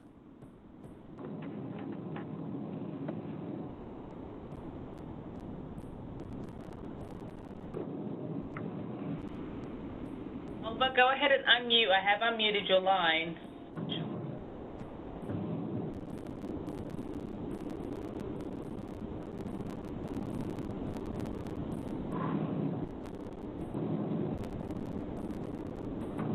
Alva, some you're still reason, muted. For some reason, Alva's line is not unmuting. So while we figure that out, I can go to Callie. All right. Oh, He's is that Alva? unmuted. Yes. I'm unmuted. Go ahead, Al. Okay, I think my question will be actually it's just sort of an inquiry on this, the constraints having to do with the IRU up and IRD, the IRU and the IRD. Is there an implication here in the way this would work that, and just this is more speculation actually, because but it looks to me like basically the deployment scenario up is going to already basically include the base energy, and I'm maybe not quite right on that, but I mean, it seems to me like actually imbalance reserves up are more likely to have pivotal suppliers in energy, and I'm not sure in the other direction whether it works in the opposite way, but it seems like the way this is formulated, that given that energy is going to tend to have been already deployed, the residual is going to tend to go to fewer suppliers at a location, so there's more likelihood actually of having market power on imbalance reserves up than even on energy. Does that make any sense to you, or am I just not seeing No, it it correctly? makes perfect sense. It makes perfect sense, and this is what you would normally think, that basically you're deploying additional capacity on top of your energy schedule in the balance reserve up deployment scenario. So you have higher flows on the network. So if a resource was providing counterflow to a transmission constraint that was binding in the base scenario, it's very likely expected to see that transmission constraint also be binding in the deployment scenario, in the balance reserve up deployment scenario, and there is a trade-off on that with imbalance reserve up, so that some resources they provide counterflow, other resources they provide on-flow, and they cancel out, so you still have the same flow in the deployment scenario. It's still a binding constraint, and you may have the effect, as I mentioned earlier, that even if the constraint is competitive in the base scenario, in the deployment scenario may not be competitive because the formula is different, or Right. you have an expectation that the imbalance reserve up deployment scenario will be more constraining, and thus perhaps you will get the uncompetitiveness to flag on the up scenario more frequently than in the base scenario. But we'll have to see how this. Right, and this is just something to think about. I was just the other thing I was wondering about is, so at least what you have shown here is that the supply index is decoupled for the three different products. So I was thinking they were coupled, but actually there'll be a separate trigger for market power mitigation, essentially for each of these three constraints. Is the way I'm reading. Oh yeah, actually it's different for each constraint, right? Right. So right. M is the constraint, and it can be coming from the base scenario, the deployment scenario, it doesn't matter. We perform this calculation of the RSA for each constraint that is binding. So you may have 10 constraints in the base scenario, 20 constraints in the up scenario, 13 in the down scenario. So for each one of them, we calculate the RSA to find out any of these constraints, whether it's competitive or non-competitive. And then once we go through that determination, then we can figure out what is the aggregate contribution to the LMP at that location from the uncompetitive constraints, right? And if it's a net positive, then we mitigate. Okay, I have to think about that a little bit. I was thinking that there'd be essentially the triggers. I mean, I guess the triggers could overlap, so that's certainly the case. But you could have adjust a trigger, for example, on imbalance reserve up in a given hour on a given constraint. Yeah, each constraint has its own RSI. Yeah, exactly. Thank you. And then the other question I had is, I was trying to remember, and this is more, Are you going to be doing mitigation in the downward direction? No, only for in the downward deployment scenario, yes, but for positive injections still. So positive injections that they have a supply counterflow, that they have a negative shift factor. But we're not doing mitigation for resources that they take away from the grid, like load or storage in the charging, right? We don't calculate. They don't come into this calculation of the supply counterflow, right? It has to be a positive injection on the grid that creates a counterflow. We don't mitigate takeaways, right? Traditionally, we don't. And is there actually bid mitigation of downward imbalance reserves? Is that part of the Yes. proposal? Okay. All right. Yes. Thanks. I got to. If the RSI. Yeah. It's a lot to digest, but this is really, really, again, seeing the math helps a great deal in terms of making things more concrete. So thank you, George. Thank you. All right, let's go to Callie. Hey, George, it's Callie Wells again with WPTF. So actually, quick question following up on that last point you and Alva were talking about. So I understand you're not mitigating for IRD, the downward. So I guess why does the slide have an RSI for downward? Or am I not understanding that the purpose of that formulation? Yeah, let me clarify. So we will potentially mitigate imbalance reserve down bids if a binding constraint in the imbalance reserve deployment scenario is binding and resources have, and it's uncompetitive because this RSI, the third RSI here for that deployment scenario constraint is lower than 1. That means that this constraint in the deployment down scenario is uncompetitive, so you may have a net contribution to the LMP or the imbalance reserve down marginal price from that uncompetitive congestion that is positive, in which case we will mitigate energy bids and or imbalance reserve down bids. What we were discussing with Alva was that in the calculation of the supply counterflow, we're only calculating the effect of positive injections on the grid, not negative injections on the grid. So you can have an energy schedule of 100 megawatts with an imbalance reserve down award of 50 megawatts. There's still a 50 megawatt injection on the grid in the deployment scenario. So we will calculate the supply counterflow if that causes supply counterflow, and we will calculate the RSI. So it's calculated there. But we're not going to calculate a supply counterflow for something that is a load on the grid. That was a difference we were discussing. Okay, so, but just to clarify, in that response, you said you are potentially mitigating reliability or IRU down bids? IRD bids, yeah. IRD, okay, so I must have missed that as well. And I know it's been a couple weeks since, or I guess now a month since the draft final proposal, but I don't recall that also being in the policy. So I'll go back and refresh my memory on that. If that is, again, another pivot from the policy, I'm expecting or hoping that we'll see discussion in the paper. Yeah, it's not, and the next slide on the price formation will show you why. We haven't changed that. This was always okay. I'll defer any other questions on that one till that slide. But a couple other questions, and just because I haven't seen the slides, I don't know if this is an appropriate time to ask.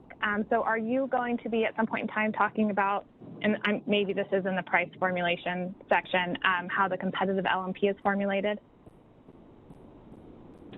Oh, I wasn't planning to talk about this today because it's not changing from what really we have in place today. We're just using the same concept of the competitive LMP, which is a threshold for mitigating the energy bid, or the, in this case, IRU or IRD bid, is really the marginal price at the location of the resource that includes all the component contributions from competitive constraints, so it excludes the uncompetitive constraint contributions. So that's the same concept that we're using. We're not changing what is the status quo on that. So I wasn't planning to talk about it since it's nothing new. Okay, I know the concept isn't changing, but what I was hoping to have a discussion today is how the actual competitive LMP will be formulated, because now you're using bids from both the energy offers and the IRU offers, and in some modeling that we've discussed, there is an interaction there, and the competitive LMP that you'll be mitigating to is no longer purely based on one product offered. So to me, that is different from an implementation and I guess reality perspective. From conceptually, I completely agree it's the same. So maybe if we have time at the end, you can talk about that in the price formulation, or maybe we can discuss it in the final proposal. But there is a difference there, and I was hoping to have that conversation. In the next slide, we'll show you that, and I will highlight how this can be calculated. Okay, great. So, and then my last one is, are you going? Mm-hmm. Okay, and sorry, real quick. Go ahead. Are you going to be talking at any point in time more about the deployment scenarios and how you'll be, I guess, distributing the uncertainty in the deployment scenarios? So I wasn't planning to calculate to illustrate how this is done in this call. I just said that we're using historical factors. The details are in the technical appendix. So we're using the same methodology that we use in essentially the flexible ramp refinement initiative. So I don't think it's new, and it's actually, we're pressed for time here. I'm way over my allotted time, so we won't have time to discuss this. It's in the proposal, and it's the same methodology as in the FRP refinement. So there's nothing really new to say. We're just applying the same technique. Yeah, I guess what's not clear to me is the historical uncertainty based on a system-wide historical uncertainty, or are you guys actually looking at each individual resource and load node historical uncertainty and using that? Oh, it's no, if you look at the technical appendix, there is a historical factors that they distribute, they allocate your uncertainty requirement between load uncertainty, solar, and wind uncertainty, and then you use distribution factors that are, I'm showing the technical appendix how they're calculated to distribute this on the grid. You distribute at load locations and at solar and wind pair locations. So this is all in the technical appendix. It's quite detailed. Okay, yeah. Yeah, it's in the the technical appendix. I wasn't sure if you were going to be talking about it in this slide. So I'll follow up. But it sounds like it's zonal, we won't have but time. grouped by attribution. Oh, I'll follow up offline. But it sounds like it's a system-wide uncertainty grouped by load and wind and solar, and then using basically similar load distribution factors. Okay, thanks. Thank you. All right, we have one more question from J.K. Wang. Okay. Yes. Hi, George. This is JK from PG&E. Thank you for spending time walking us through the description. I will keep my question brief. Just a quick clarification.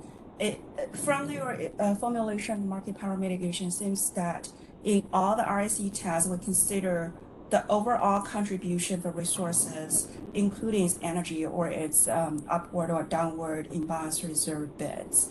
So if we identify a resource as having market power, do we mitigate its energy bid and IRU or IRD bid together? Let me say it again. So let's say in the IRU case, if we consider a resource has the market power, do we mitigate its energy bid and IRU bid together, or just the IRU bid? So if it's can you hold your question? Let me go to the last slide that shows you the details of the price formation, and then I'll explain how it's done. Sure. And then if that doesn't answer your question, you can come in again. All right? Sure. Thanks. So I think it will be helpful to describe the price formation so that you can see all the price components. Now, to find the LMPs, okay, so basically we list here all the equations, all the constraints where our variables come in, all right? You have the power balance equation.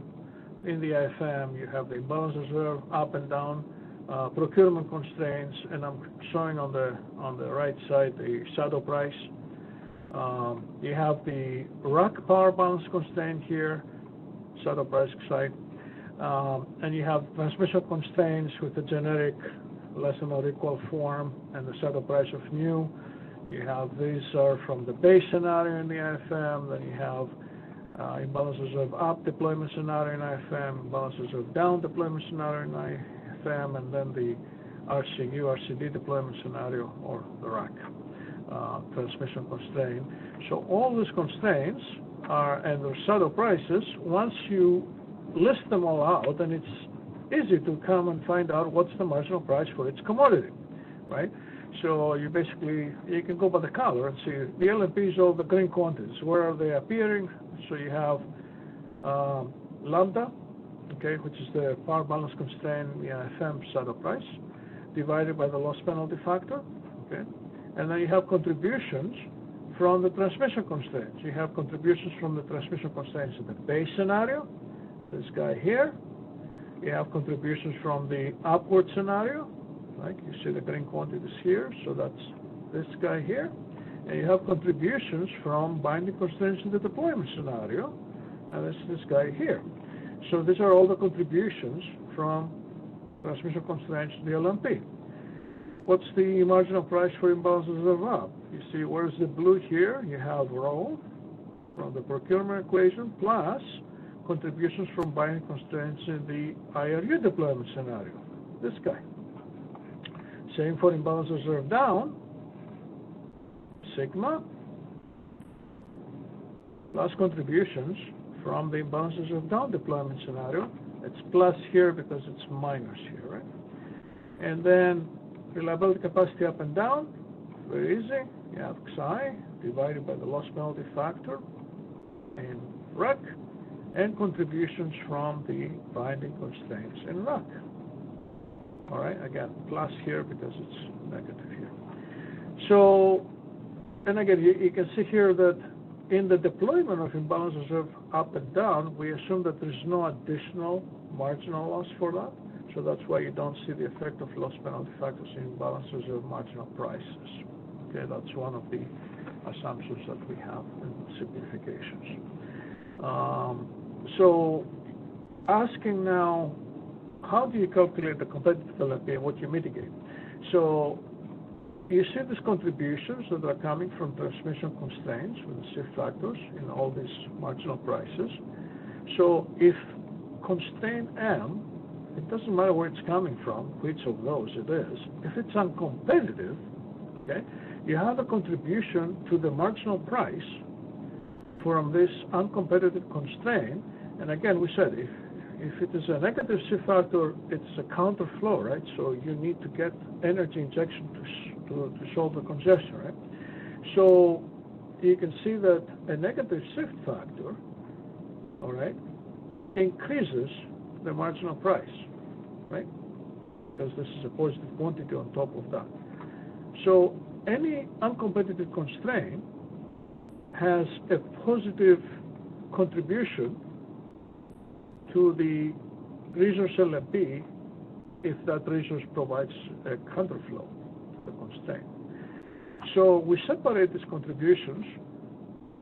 We extract the contributions that are from uncompetitive constraints, and the remaining part of the marginal price is a competitive marginal price. And if the part that has contributions from uncompetitive constraints is a net positive, all right, then we need to mitigate that bit. In this case, it's the energy bit. In this case, is the imbalances of up bit. In this case, the imbalances of down bit. In this case, the reliability capacity up bit, and in this case, the reliability capacity down bit. So depending on which constraint is binding and uncompetitive, you may have from to look here at what is the impact on the marginal price. If the net contribution from all uncompetitive constraints to the marginal price is a net positive, then we mitigate, and we mitigate above the competitive price, which is the marginal price excluding the contributions from uncompetitive constraints. So, Jackie, has this answered your question? And Kelly had questions on that too. Thanks, George. And just a heads up to everyone on time, we'll have to cut questions off probably right around 11 so that we can move on to the second portion of today's workshop. So we have time to address probably one or two more questions. So JK and Callie, I think I saw Kathleen pop in the queue. If you still have questions, go ahead and re-enter the queue.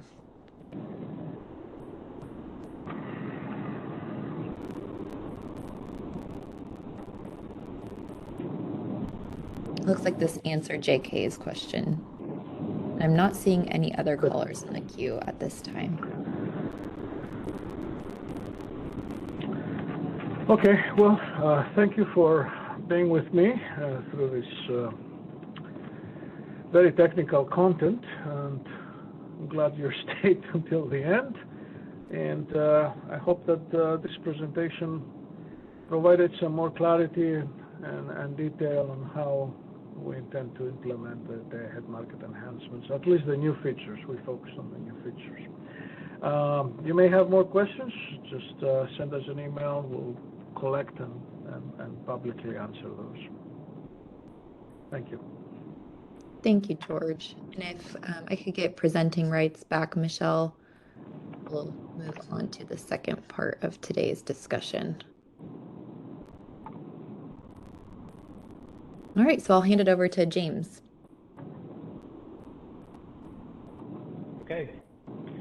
Thanks, George, for your help explaining the technical appendix. So we're going to move on to discussion on imbalance reserve penalty prices.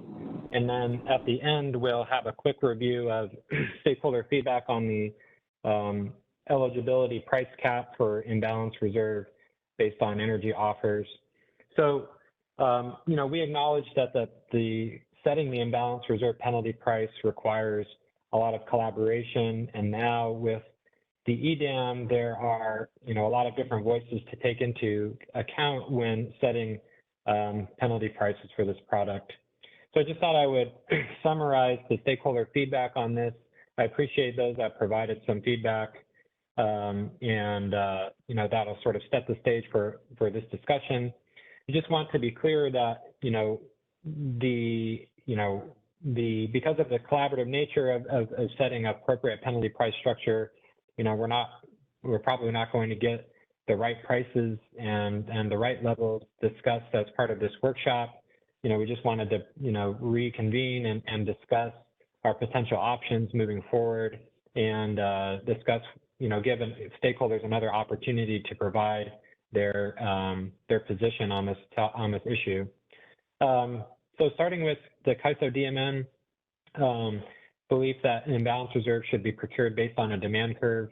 And generally speaking, it seems that from the comments, this is how stakeholders felt. Now, the demand, some use the term demand curve, some use the term graduated or stepped penalty prices, but it seems generally speaking that those that provided feedback were in favor of having the penalty prices be such that you would relax the imbalance reserve requirement at higher prices. Exactly what that structure looks like is still to be determined, but it seems that those that commented are in agreement that that should be how it works. Middle River Power comments, the penalty prices could be a function of operating conditions. In other words, the higher the operating stress, the higher the relaxation penalty price. I think I would agree, and I think that this is not inconsistent with the graduated penalty price structure or demand curve structure, because the higher the operating stress is likely to be correlated with higher prices, and so I think that we could address Middle River Power's suggestion with sort of a demand curve style approach. NV Energy suggests starting conservatively, setting the demand curve at to begin the relaxation at a lower price than was initially considered at something around $10 per megawatt, with more steps at the lower end of the curve, and then gently relaxing the product until it reaches 75% of upward requirement. So appreciate NV Energy providing some actual numbers to in their position, but essentially relative to what we had presented at the MSC meeting a few weeks ago, it looks like they're favoring an approach that begins the relaxation of the product quite early, but still protects, in their view, 75% of the requirement would still be protected at higher costs. Pacificor agrees that the demand curve could reduce the risk of over-constraining the imbalance reserve product and requires less stringent mitigation. So we'll see in the upcoming slides that one of the benefits of having a demand curve style approach is that it supports and it's consistent with a more conservative approach to local market power mitigation, as Pacificor notes. We'll go to the next slide. SDG&E comments that the penalty price for imbalance reserve should be set at a level that is less than the penalty price for the power balance constraint and greater than the penalty price for LPT exports. LPT is a term to describe exports that are not backed by or that are not shown to be backed by non-IRA supply in the CAISO. So we agree that the ultimately, if we move to protect at the top level of the curve, would probably be protected at a level that's above the LPT export penalty price, but below the power balance constraint, which is essentially the same as saying self-scheduled demand in the ISM. Shell and WPTF also agree that the procurement of imbalance reserve should follow a graduated or a step demand curve. So it seems pretty some pretty good alignment with those that commented. Of course, we want to hear more feedback, or if folks want to clarify their positions or add a little bit, add a little bit to the discussion. I see Kathleen in the queue, so why don't we start there? Go ahead, Kathleen. Yeah, no, thanks, James. It's Kathleen Colbert from Vistra. I did want to clarify Vistra's feedback, and I want to acknowledge that we provided it. It's not on the CAISO and it not being in the slides here because we provided this feedback on the 4th revised straw proposal comments, and I'm assuming this is a recap of what you got in the last round. Is that accurate? Okay, cool. Yeah, it is. Yeah, and this is it's a good reminder of when you say, see my prior comments, what that means. But just to clarify, that in our comments in the 4th revised straw proposal, Vistra provided like a set of kind of design principles that would result in a well-functioning imbalance reserve product, and one of them touched on this topic. And so I think it's our 5th one. It was in response to the 4th question that you had in those set of comments, just to point you to that. But our feedback that we provided is that we believe that imbalance reserve is a lower quality service than a spinning requirement. And I recognize that we're not using the word penalty price in our comments because they're high level and they're meant to be high level and less technical, right? So what that means to us from a technical perspective is that when we say it's a lower quality service, means a few things. One, it shouldn't be included in any cascading procurement. But the other thing that it means is that the penalty price should be lower than any spinning reserve penalty price because it is a lower quality service, ergo it should not be protected above those AS requirements. So I just wanted to connect the dots for you and kind of connect the general policy content in our comments with what we consider an answer to this question. Thank you, and apologies for not capturing your feedback on this slide because I only looked at the draft final proposal comments, so I apologize for that omission. But I think we agree. I think the imbalance reserve penalty price should be less than the set of AS products. So just on that note, in the IFM, it's a little interesting how the penalty prices for the AS products work because we have scheduling run penalty prices and we have pricing run penalty prices. The scheduling run penalty prices are intended to give the scheduling priority of the various products and constraints in the market. And then the pricing run penalty prices dictate, if those constraints or requirements need to be relaxed from the scheduling run, what's the administrative price that you set for that product.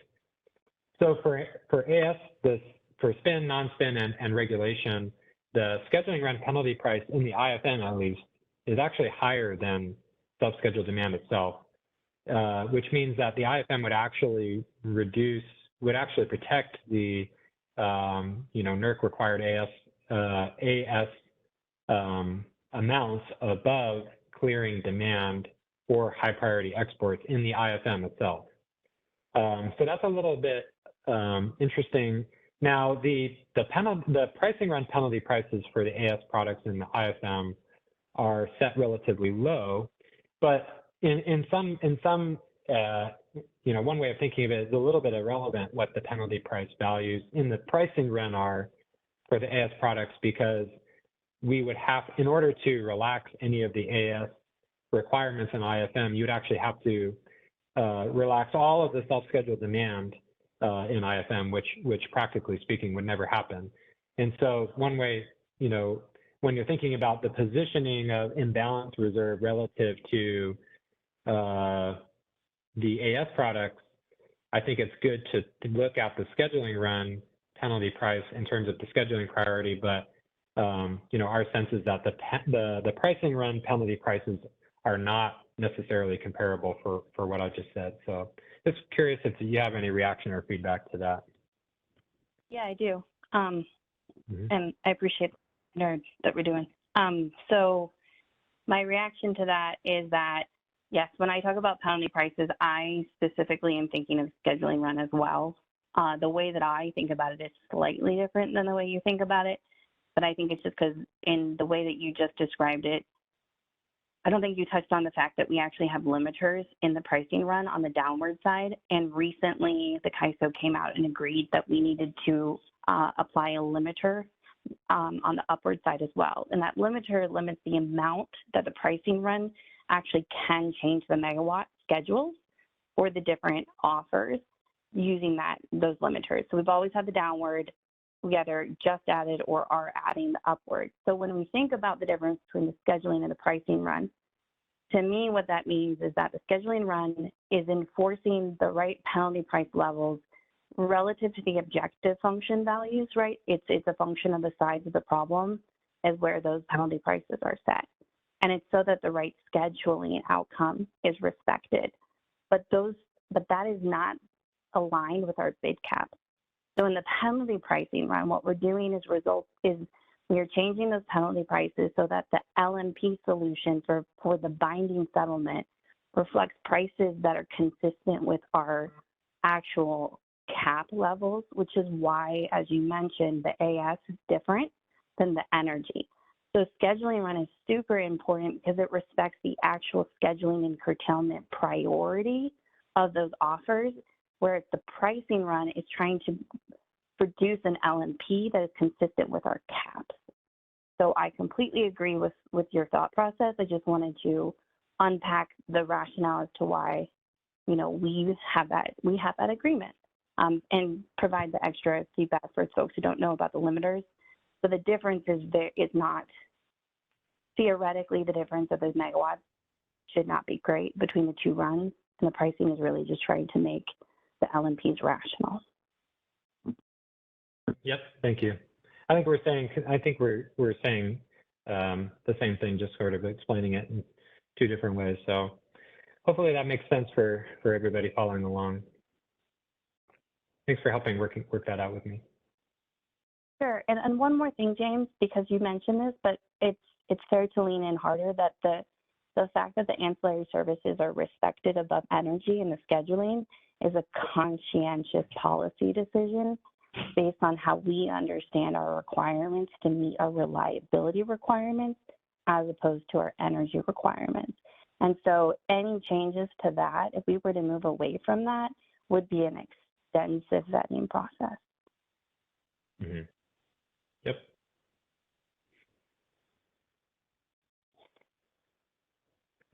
Okay, let's get into the next slide then. So I'm going to, in order to stimulate discussion, I'm going to provide a few bullets in terms of the pros and cons of implementing an FRP-like demand curve to imbalance reserve. So just as at a high level, and we'll look at this on the next slide. An FRP-like demand curve essentially weighs the cost versus the value of the reserves by looking at, whether the incremental cost of the next unit of imbalance reserve is worth the value that service provides in relationship to how it may help us, with a power balance constraint violation. So we'll see a little bit of that on the next slide, but I did want to provide, this slide provides some positive things about an FRP-like demand curve, and then a future slide will talk about some potential criticisms just to stimulate the discussion. And to be clear, I'm not taking a side necessarily specifically on one way or another, but again, just to stimulate discussion.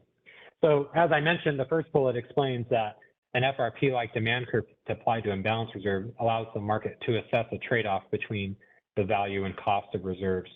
So we can look at, specifically how that's done on the next slide. So keep that in mind. The second bullet this is an MSC quote, who say that it may not make sense to procure an incremental unit of imbalance reserve at the same price that you would procure an incremental unit of energy. So if you had without a demand curve and you were protecting the imbalance reserve essentially at any price above any economic demand offers and above low priority export offers, you're essentially saying that the cost of insurance, which is the price you're willing to pay for imbalance reserve, is the same as the actual product you're insuring, which is energy. Now, some of that criticism is on energy scarcity pricing itself, but the point being that, should consumers really be willing to pay the same amount for an additional unit of reserves that they would when they can get actual energy? Gives credence to the FRP demand curve-like approach. As I mentioned in the beginning, and it was supported and mentioned in PacifiCore's comments, that in the third bullet, an FRP-like demand curve does support a conservative approach to mitigating local market power, because in a sense, a demand curve itself can mitigate local market power, because if you at lower ends of the curve, it's possible that the market would just relax the requirement above, procuring imbalance reserves from a supplier that's trying to exercise local market power. So in that case, they are supportive of each other. And finally, as has been noted in DMM's comments specifically, over time some policy changes within Day-Ahead Market Enhancements have taken some reliability pressure off of the imbalance reserve product. Two things being, one being the main retention of the RA real-time must offer obligation for CAISO RA resources. The second thing being the introduction of an EDAM net export transfer constraint, both of which help the source BA maintain their reliability, while at the same time supporting firm EDAM transfers. And so with a combination of those two things, the feedback of the DMM was, well, there's less pressure on the imbalance reserve product as a reliability product than there used to be without these considerations in mind. And as we get into, I think in 2 slides from now, we're going to maybe argue against, we're not necessarily saying there's no reliability benefit of the imbalance reserve product, just that with the addition of those 2 additional factors, there's less pressure on the product than there used to be from a reliability perspective. And therefore, it may be more appropriate to apply a demand curve style approach to the penalty prices. So let's go to the next slide. So in terms of implementing an FRP-like demand curve, I sort of present two different options here, what that might look like. The first is a graduated or stepped penalty price structure. This is essentially the same structure that we presented to the MSC a few weeks ago, where the steps are more or less determined by multiplying the probability of exceeding the IRU requirement times the power balance constraint penalty price. So this is more or less, that's more or less how the FRP demand curve is constructed. It's just on a continuous basis. And so option one would apply that same principle, but do it in discrete steps as shown on the curve here. And what you'll notice is that the imbalance reserve would start to relax at prices starting around $25. And then at $1,000 prices, essentially the market would not procure any imbalance reserve at prices above $1,000. So the second option, could be that, well, instead of using the stepped penalty price structure that mimics the principles from the FRP demand curve, you could actually use the actual FRP demand curve the way that it's implemented and apply it to imbalance reserves. The only exception is that, with FRP, we have an administrative price ceiling that's applied at $247. With imbalance reserves, we would, propose not to have we would propose that the administrative price ceiling would be set higher than the 247 FRP price ceiling, and instead we'd apply the price ceiling to $1,000 or $2,000, depending on what the power balance constraint penalty price is during that time.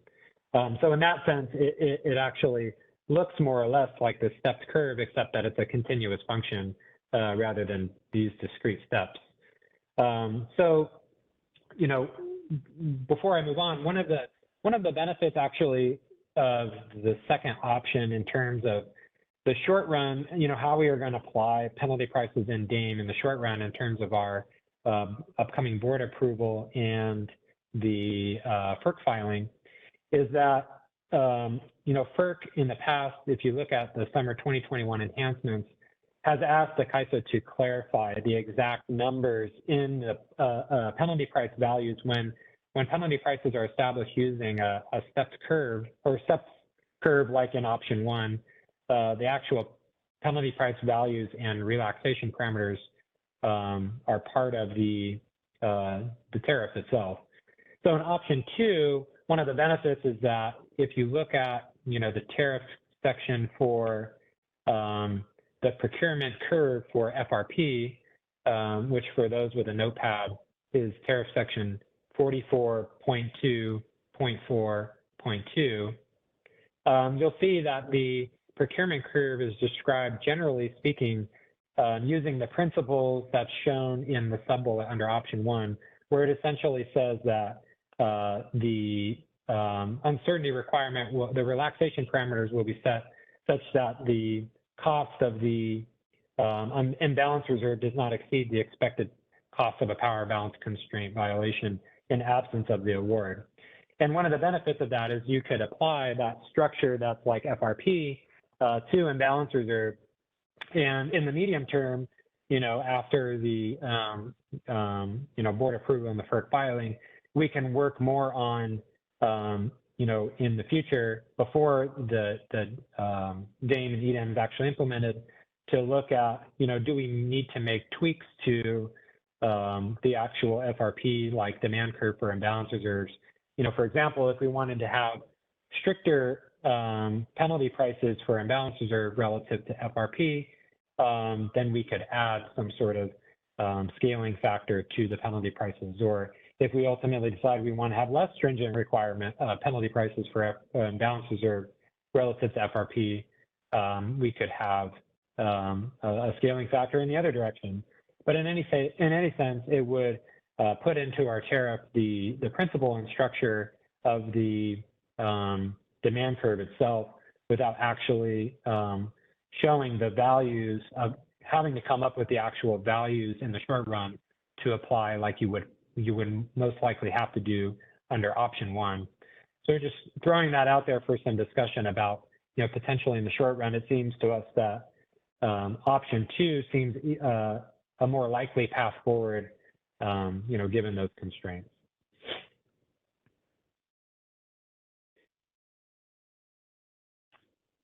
Okay. So, just to add to the discussion, we are aware of some potential critiques, both internally and from stakeholders about, critiques of applying an FRP-like demand curve to imbalance reserve. So just wanted to put these out there for transparency and to stimulate some discussion. The first sub-bullet explains that, the purpose of FRP was never really intended as a reliability product. It's more intended as an economic instrument to avoid power balance constraint violations due to ramp shortages.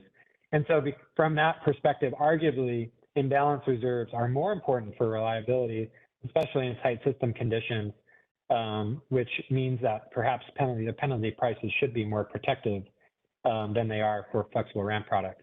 Now, to further the argument that imbalance reserves are more important for reliability in tight system conditions, one way of arguing that is if you just look at the status quo today, clearly, because of the RUC adjustments that are going on, clearly system operators feel that it's a reliability issue not to have procurement of additional supply in the day-ahead timeframe to meet uncertainty going into real time. And so because of that, in order to have a reliable day-ahead operating plan, the imbalance reserves are necessary to procure that supply in advance to meet those potential uncertainties. And so from that perspective, perhaps relative to the flexible ramping product, the imbalance reserve penalty prices should be relatively higher.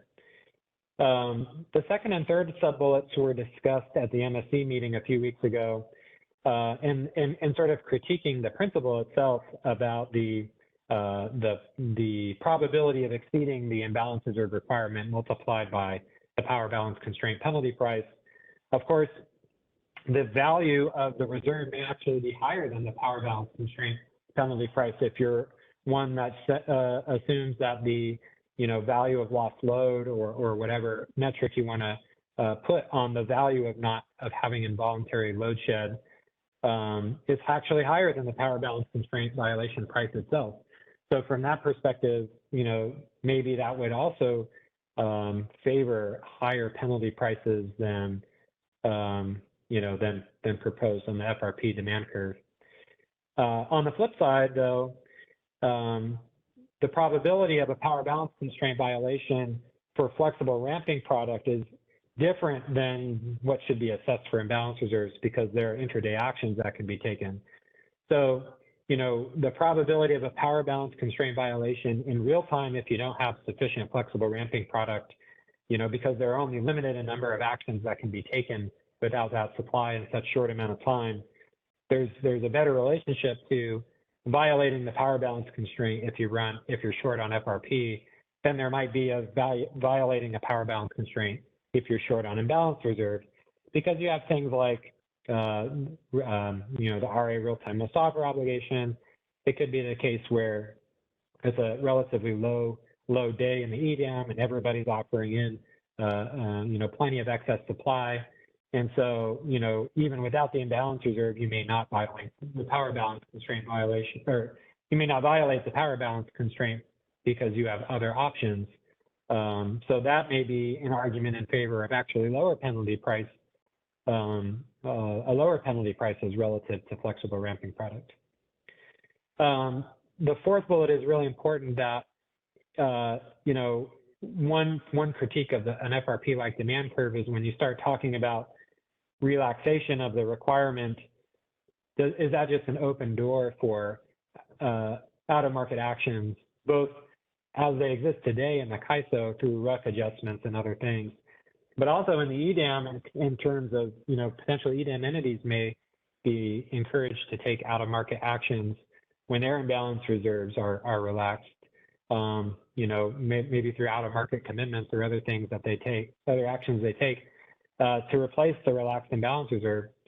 And one of the principles of the Day-Ahead Market Enhancements was to limit or reduce the amount of out-of-market actions taken in the day-ahead market. So there may be a trade-off here of, well, you may have a cost trade-off of providing the reserves, but you know, to the extent the operators in any DAA in participating in the EDAM, you know, wants to have that supply one way or another to feel comfortable with its day-ahead operating plan, you may be substituting relaxation of imbalance reserve for other out-of-market actions, which then go unpriced. So there's something to consider there. Finally, there's a major benefit to EDAM DAs being able to participate in the pooled WEIM RSE. And so there could be the case that if you are, you know, relaxing the imbalance reserve requirements too strongly, it may not set up the WEIM entities, especially those without list offer obligations, to not be sufficiently set up for real time to be able to pass the Western EIM resource sufficiency evaluation.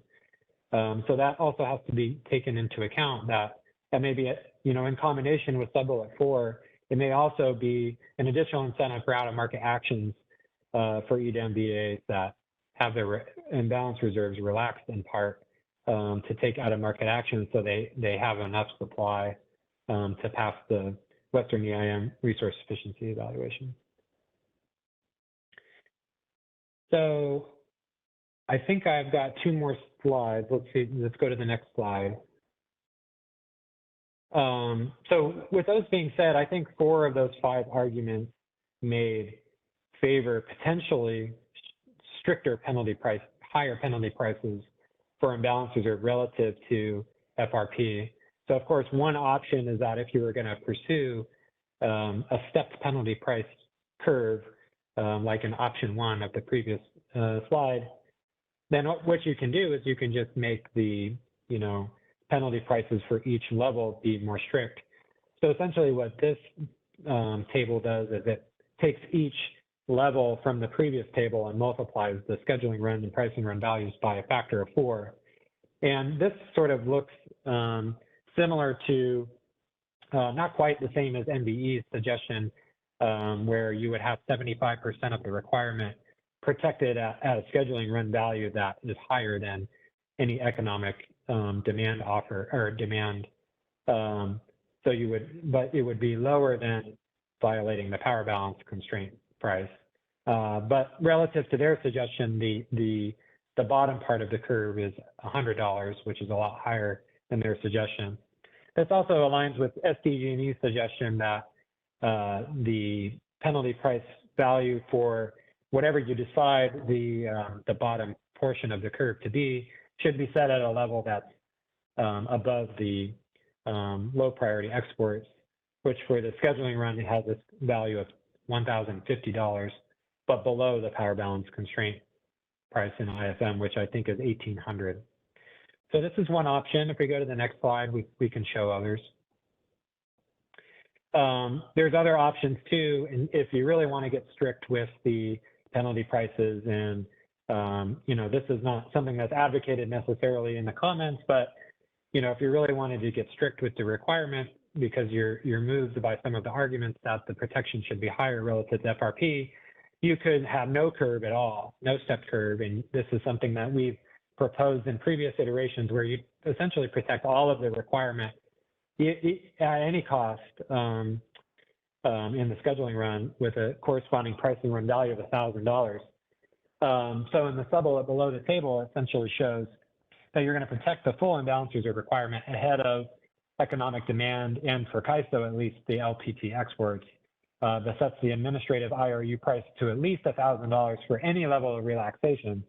So the criticism of this approach, and the reason why in the past we moved away from this, is because you could have even in non-tight system conditions, for whatever reason, if you have not enough supply or whatever whatever conditions lead you to relaxing the imbalance reserve requirement, you're necessarily going to have set a floor for the imbalance reserve price at $1,000. So even if you're short 1 megawatt of supply for imbalance reserves, your entire imbalance reserves would then be priced at least at $1,000, which, seems too drastic for our taste. And that's one of the reasons why we pivoted away from this approach. But just for a purpose of discussion, so we have a full spectrum of what the possibilities are, I wanted to show this slide. If we go to the next slide, a different approach would be, well, you can protect the entire scheduling, you can protect the entire requirement at a scheduling run value that sits in between self-scheduled exports for the CAISO and economic demand, and between self-scheduled demand and high priority exports. But you just change the pricing run value to be lower than $1,000, such that the IRU price, if any level of relaxation would occur, you would set the administrative floor of imbalance reserves to be $247, which is closer to which is actually the same as the bid cap for the proposal. And as I noted earlier in my conversation with Kathleen, is sort of consistent with how it's done for ancillary services, with the exception that, as I mentioned, the AS requirements in IFM at least are at a scheduling run value above 1,800.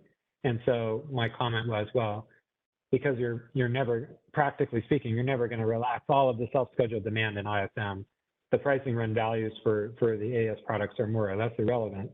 But in any case, now, as in, we've had some conversations with the MSC and had an MSC discussion about this years ago, that, one of the concerns about this approach is potential price formation concerns where, you may be foregoing, because you're protecting all of the imbalance reserve up requirement, potentially you're foregoing the procurement of economic demand at prices above $247 to procure imbalance reserve.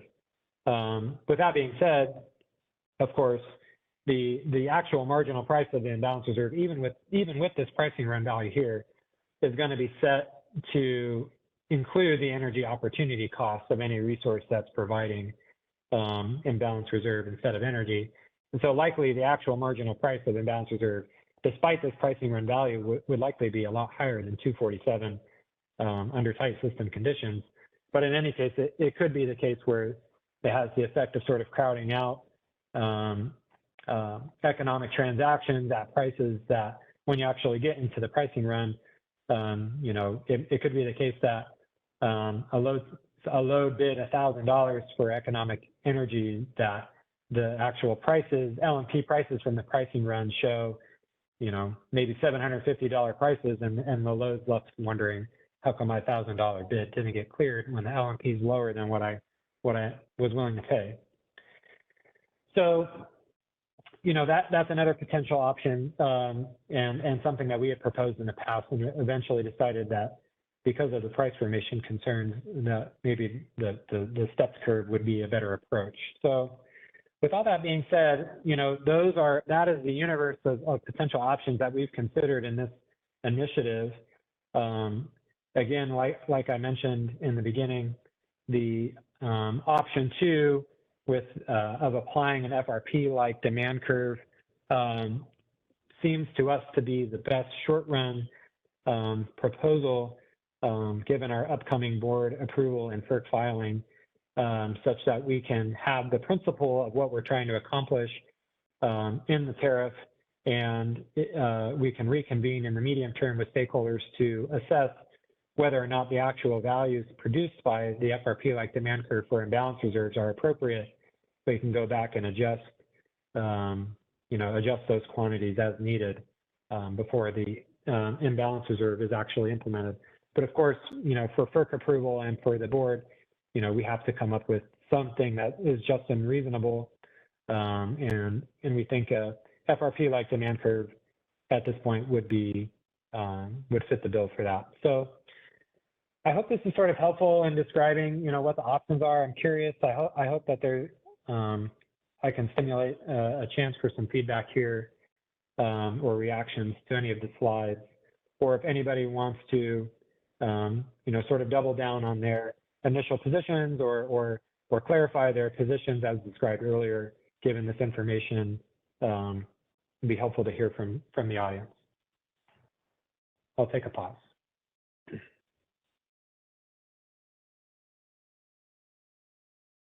Again, to enter the question queue, you can select the raise hand icon located above the chat window. If you connected to audio outside of the WebEx, you'll need to press #2.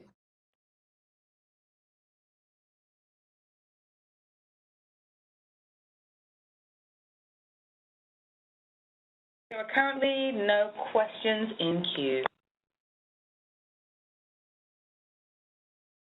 Okay. Well, then I'm going to tee up the next topic, and then if we have time at the end, I will. We can, if anybody thinks of anything they want to say on the penalty prices, we can come back to that. So we communicated in the draft final proposal that the stakeholder feedback would be critical. The stakeholder feedback to the draft final proposal would be critical to the CAISO in determining whether or not to pursue a proposal trying to establish eligibility for imbalance reserve, being able to offer imbalance reserve based on resources energy offers.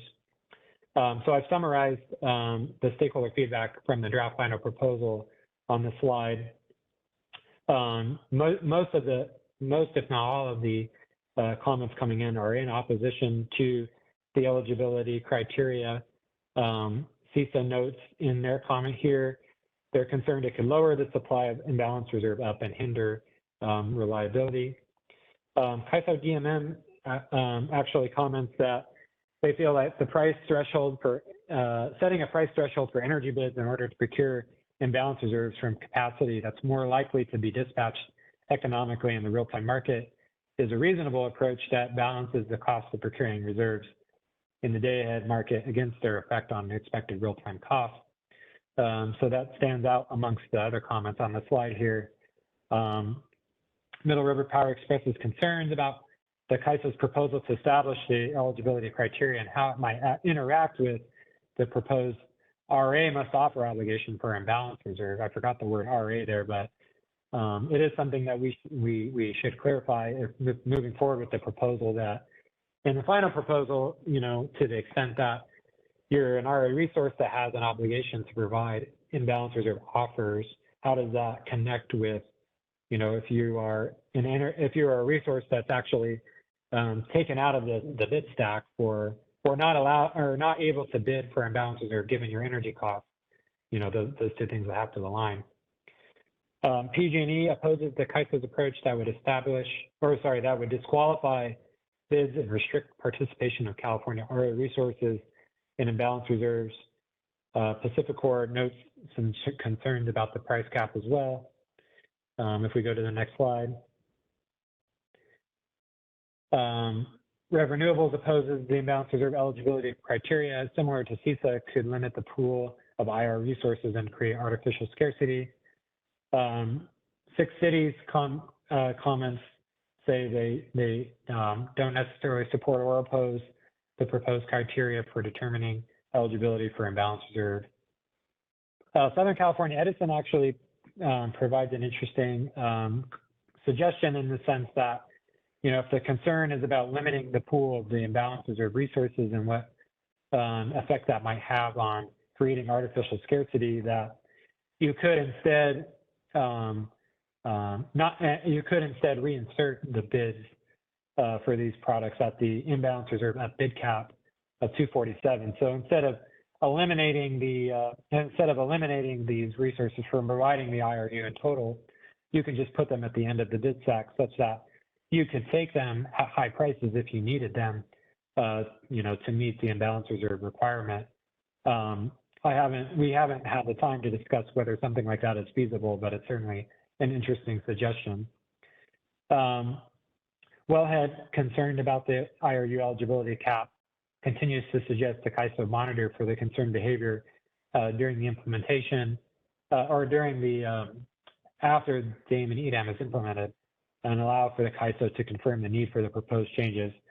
And on that note, it was also a suggestion from the MSC that, you know, once flexible ramping product is implemented, you could also look at to what extent this is an issue with the flexible ramping product as a near-term assessment of whether or not something like this is needed in time for DAME and EDAM implementation. Of course, we don't have that data today, but we would presumably be able to evaluate that relatively short order once FRP is implemented nodally. WPTF also suggests the CAISO eliminate the eligibility criteria based on day-ahead energy offer price. So I hope I did a fair job of representing and summarizing each commenting entity's position on this item. I'd like to offer some time if anybody has any additional comments they would like to make on this item. This would be a good time to do so.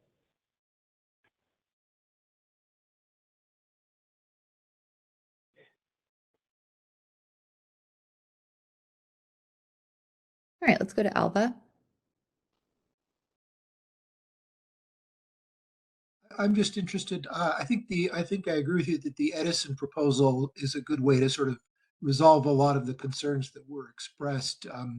What might be the problems with that approach? I mean, in a sense, it's a form of bid mitigation.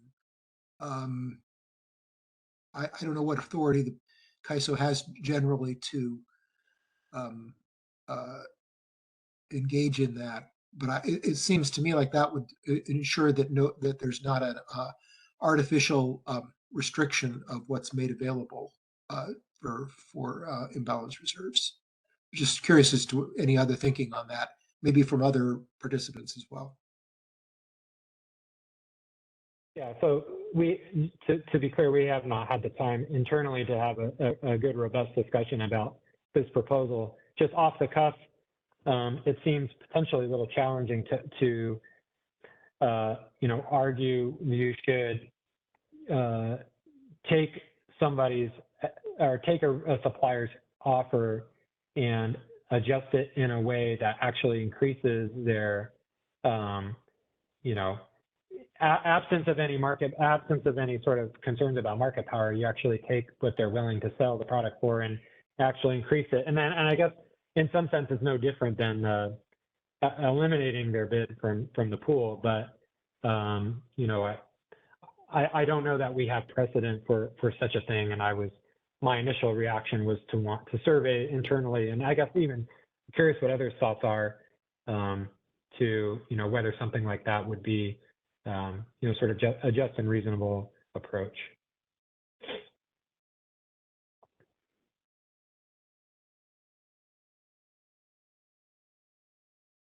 I hadn't detected the fact that this would be could often be an increase in the bid price. I was thinking of it as that would generally be something that would reduce the bid price, but so that's a good point. Well, so to clarify how I understand the Edison proposal, basically what they say is, we have you establish a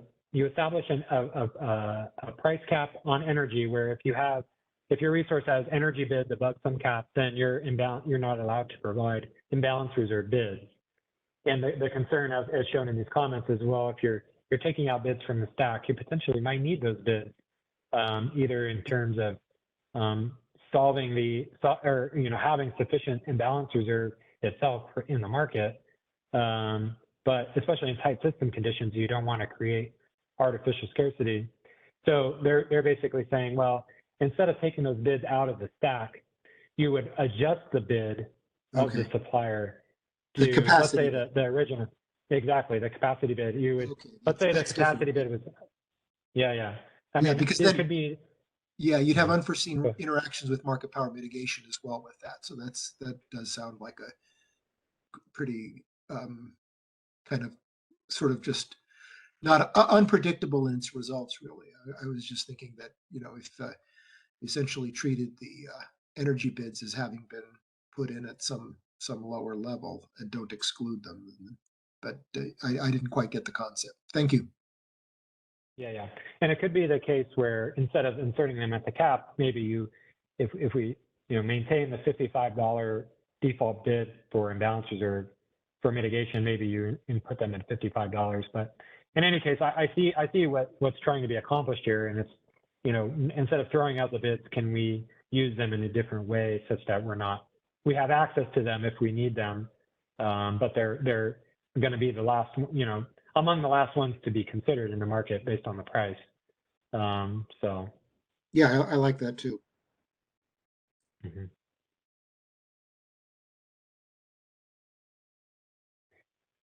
Any other comments or, yeah?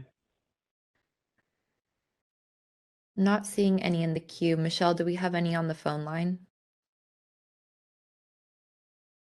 No, there are no additional questions in queue. Okay. I'd like to, before we move on, just give one final call. So to be clear, we're planning to publish the final proposal that will be taken for board approval on the 10th. And so these are items that, especially on the demand curve, you have it on the slide there. Yep. So this is the final opportunity to provide comment on the penalty prices or this in a public forum to be used in consideration for the final proposal. So if that creates a little sense of urgency to make someone who's shy about giving some comment to speak up, feel free, but we'll take a final call.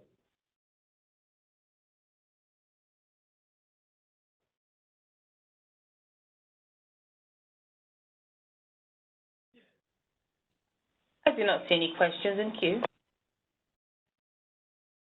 All right. Okay. Well, yeah, as James mentioned, we will target January 10th to publish that final proposal, and that will take us up to the joint Board of Governors and WEIM governing body meeting for decision on February 1st.